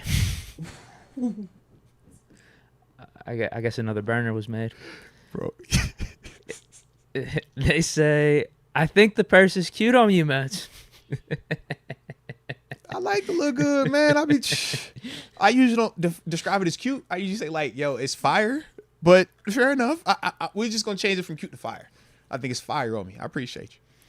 Antonio Carter, Moats, don't worry about the crossbody. It's fashion. I got one too. You got another supporter. Let's go. Crossbody game for the culture, man. One time. Steel White. Is it still Watt? Still Walt? Still Watt, not Watt TT. Walt. It's more like Walt. Yeah, Steel Walt. Yeah. $10. Shout out, man. No, we appreciate you from the heart, baby. From the heart. A2A style, listening to the show today, I can understand why our O is like it is. Everybody but 30 wears man purses or long strap satchels. That is also true. They do be what they purse they. But come on, 828, man. The purse look you. This Kenny. Listen. No 828. No just think. I can't see Broderick. Just think either. 828. Broderick definitely has a crossbody, bro. No, yeah. no. He was the crossbody with the Yeezy slides. What we talking about, bro? Fresh off the. So Kenny and Warren, those are the only two, probably. Does Kenny work? I don't know. Mason Cool. Say Malu definitely doesn't either. Say Malu doesn't. I can't see Dan Moore doing that either. Some of the other linemen don't. James Daniel, no way. I don't think. See, they're not like drippy like that. Chooks is drippy. You're saying they can't do it? Yeah, I don't think they're like in that class of drip. But Chooks is drippy though. That's why he got. Oh gosh, I walked into that one. All right, jeez. I was like, yo, Chooks drippy. A-Rob can't be doing that as a vet. He got the haircut. You seen the cut? You see the haircut? No, I didn't. You ain't seen his haircut? No. Bro, it's been all season. He's wearing crossbody though. I don't know, but because he got his like a defining haircut, so I figured like he might be on like that's his drip. That could be his thing. I don't know, but he definitely got a little 828 style. Listen. Oh wait, I just read that one. Oh, so we got two left. That's what like lit. I'm like, yo, we at the bottom of this thing, baby. Deontay Stanton. The standard is the standard. The curtains got bent. but it hasn't been broken. We have more football players than Steelers. New culture needs to adapt to the Steeler way. That is also accurate, man. And there are a lot of players, man. A lot of players, but they will adapt and they will adjust. And we are going to see that. We've been seeing it at points, but as a whole, yeah, these are the things that we got to get cleaned up for us to get to where we want to get to. And we will. Elijah West. How would y'all rate Broderick so far? I think Broderick's been playing really well. Now, it hasn't been perfect. He's had, a couple lapses here and there in the games that I've watched him in terms of going back, watching him on tape. Cardinals game, Patriots game as well. But to me, I think that he does a great job in terms of his run blocking. I love the passion that he has, though, in the sense of at the end of plays, he doesn't allow himself to be the B side and the bullying part. And all right, I'm going to push you at the end of this thing. I'm going to bump you at the end of this thing. He doesn't allow himself to ever be the weak person at the end of it. And I love that because it's a mindset thing. It's a mentality that I'm going to dominate you in every single thing that we do. If I'm finishing on top. If we beefing each other, man, my chest won't your chest. Now, how about that? Like, he has that about him, and I do like that a lot, man. But, yeah, across the board, I think that he has played way better in terms of effort-wise in the preseason. I still feel like there have been a couple of times on occasion where I'm like, yo, I want you to finish a little bit better. But for a young player like how he's playing right now, man, I think we feeling really good about him going forward, man. Yeah, his bad game was the Cardinals, right? He was getting cooked. Nope. But, yeah, overall, I think he's he's been solid for us, I think. I can't remember how he did in this Patriots game. Was he all right? He was fine. Yeah, but Cardinals game was bad. That was a little bit of a step back. But overall, I think he's been an upgrade over Chooks at right tackle. Yeah. Actually, last one, if you got time. All right, let's get it off right now. Come on, we go. I think he did this on purpose for you. He says, I don't like how y'all skip my name every time y'all do the shout-outs. Like, I haven't been here since day one. Never missed a live. Y'all see the badge. Put some respect on my name. That's fair. Hey, Rashawn, ain't going to show right for that. My bad on that, Rashawn, man. My bad, man. I'm going to keep playing with you there, baby. Shout out Rashawn Jones on the back of this thing. Y'all hit the like button one time for Rashawn Jones. Y'all subscribe to the channel if y'all not have done so just yet for my dog, Rashawn Jones. All right? Because he's signed, still delivered. He's stamped. He's been part of the action, all right? That's so true. With that being the case, that will do it for today's show. But I want y'all to think about Rashawn. I'm going to shout out my cousin, too. I know he's always in the house. He is, Steve too. Deke. Yeah. Shout out to Steve, man. Absolutely, We'll Steve. shout him out. Come on, man. Major. Did we shout out Leah Warren? I did shout out her, clean Okay. text. And shout out little bro, Camo Kid. You know what time we on, baby. Butcher Bergen? Yeah, you know what I'm saying? Yeah. He's typically in the house. Absolutely, I think he's here man. like 70% of the time. Absolutely. I can't give him full participation. Yeah, but we out here. Butcher Bergen, we out here. We out here, okay? All right. So with that being the case, man, we really got to go right Corey now. Martinez. Yeah, all the people. All right, we got to go, though. We got to go. So, with that being the case, I appreciate each and every one of y'all for rocking with us. And until next time, baby. Peace.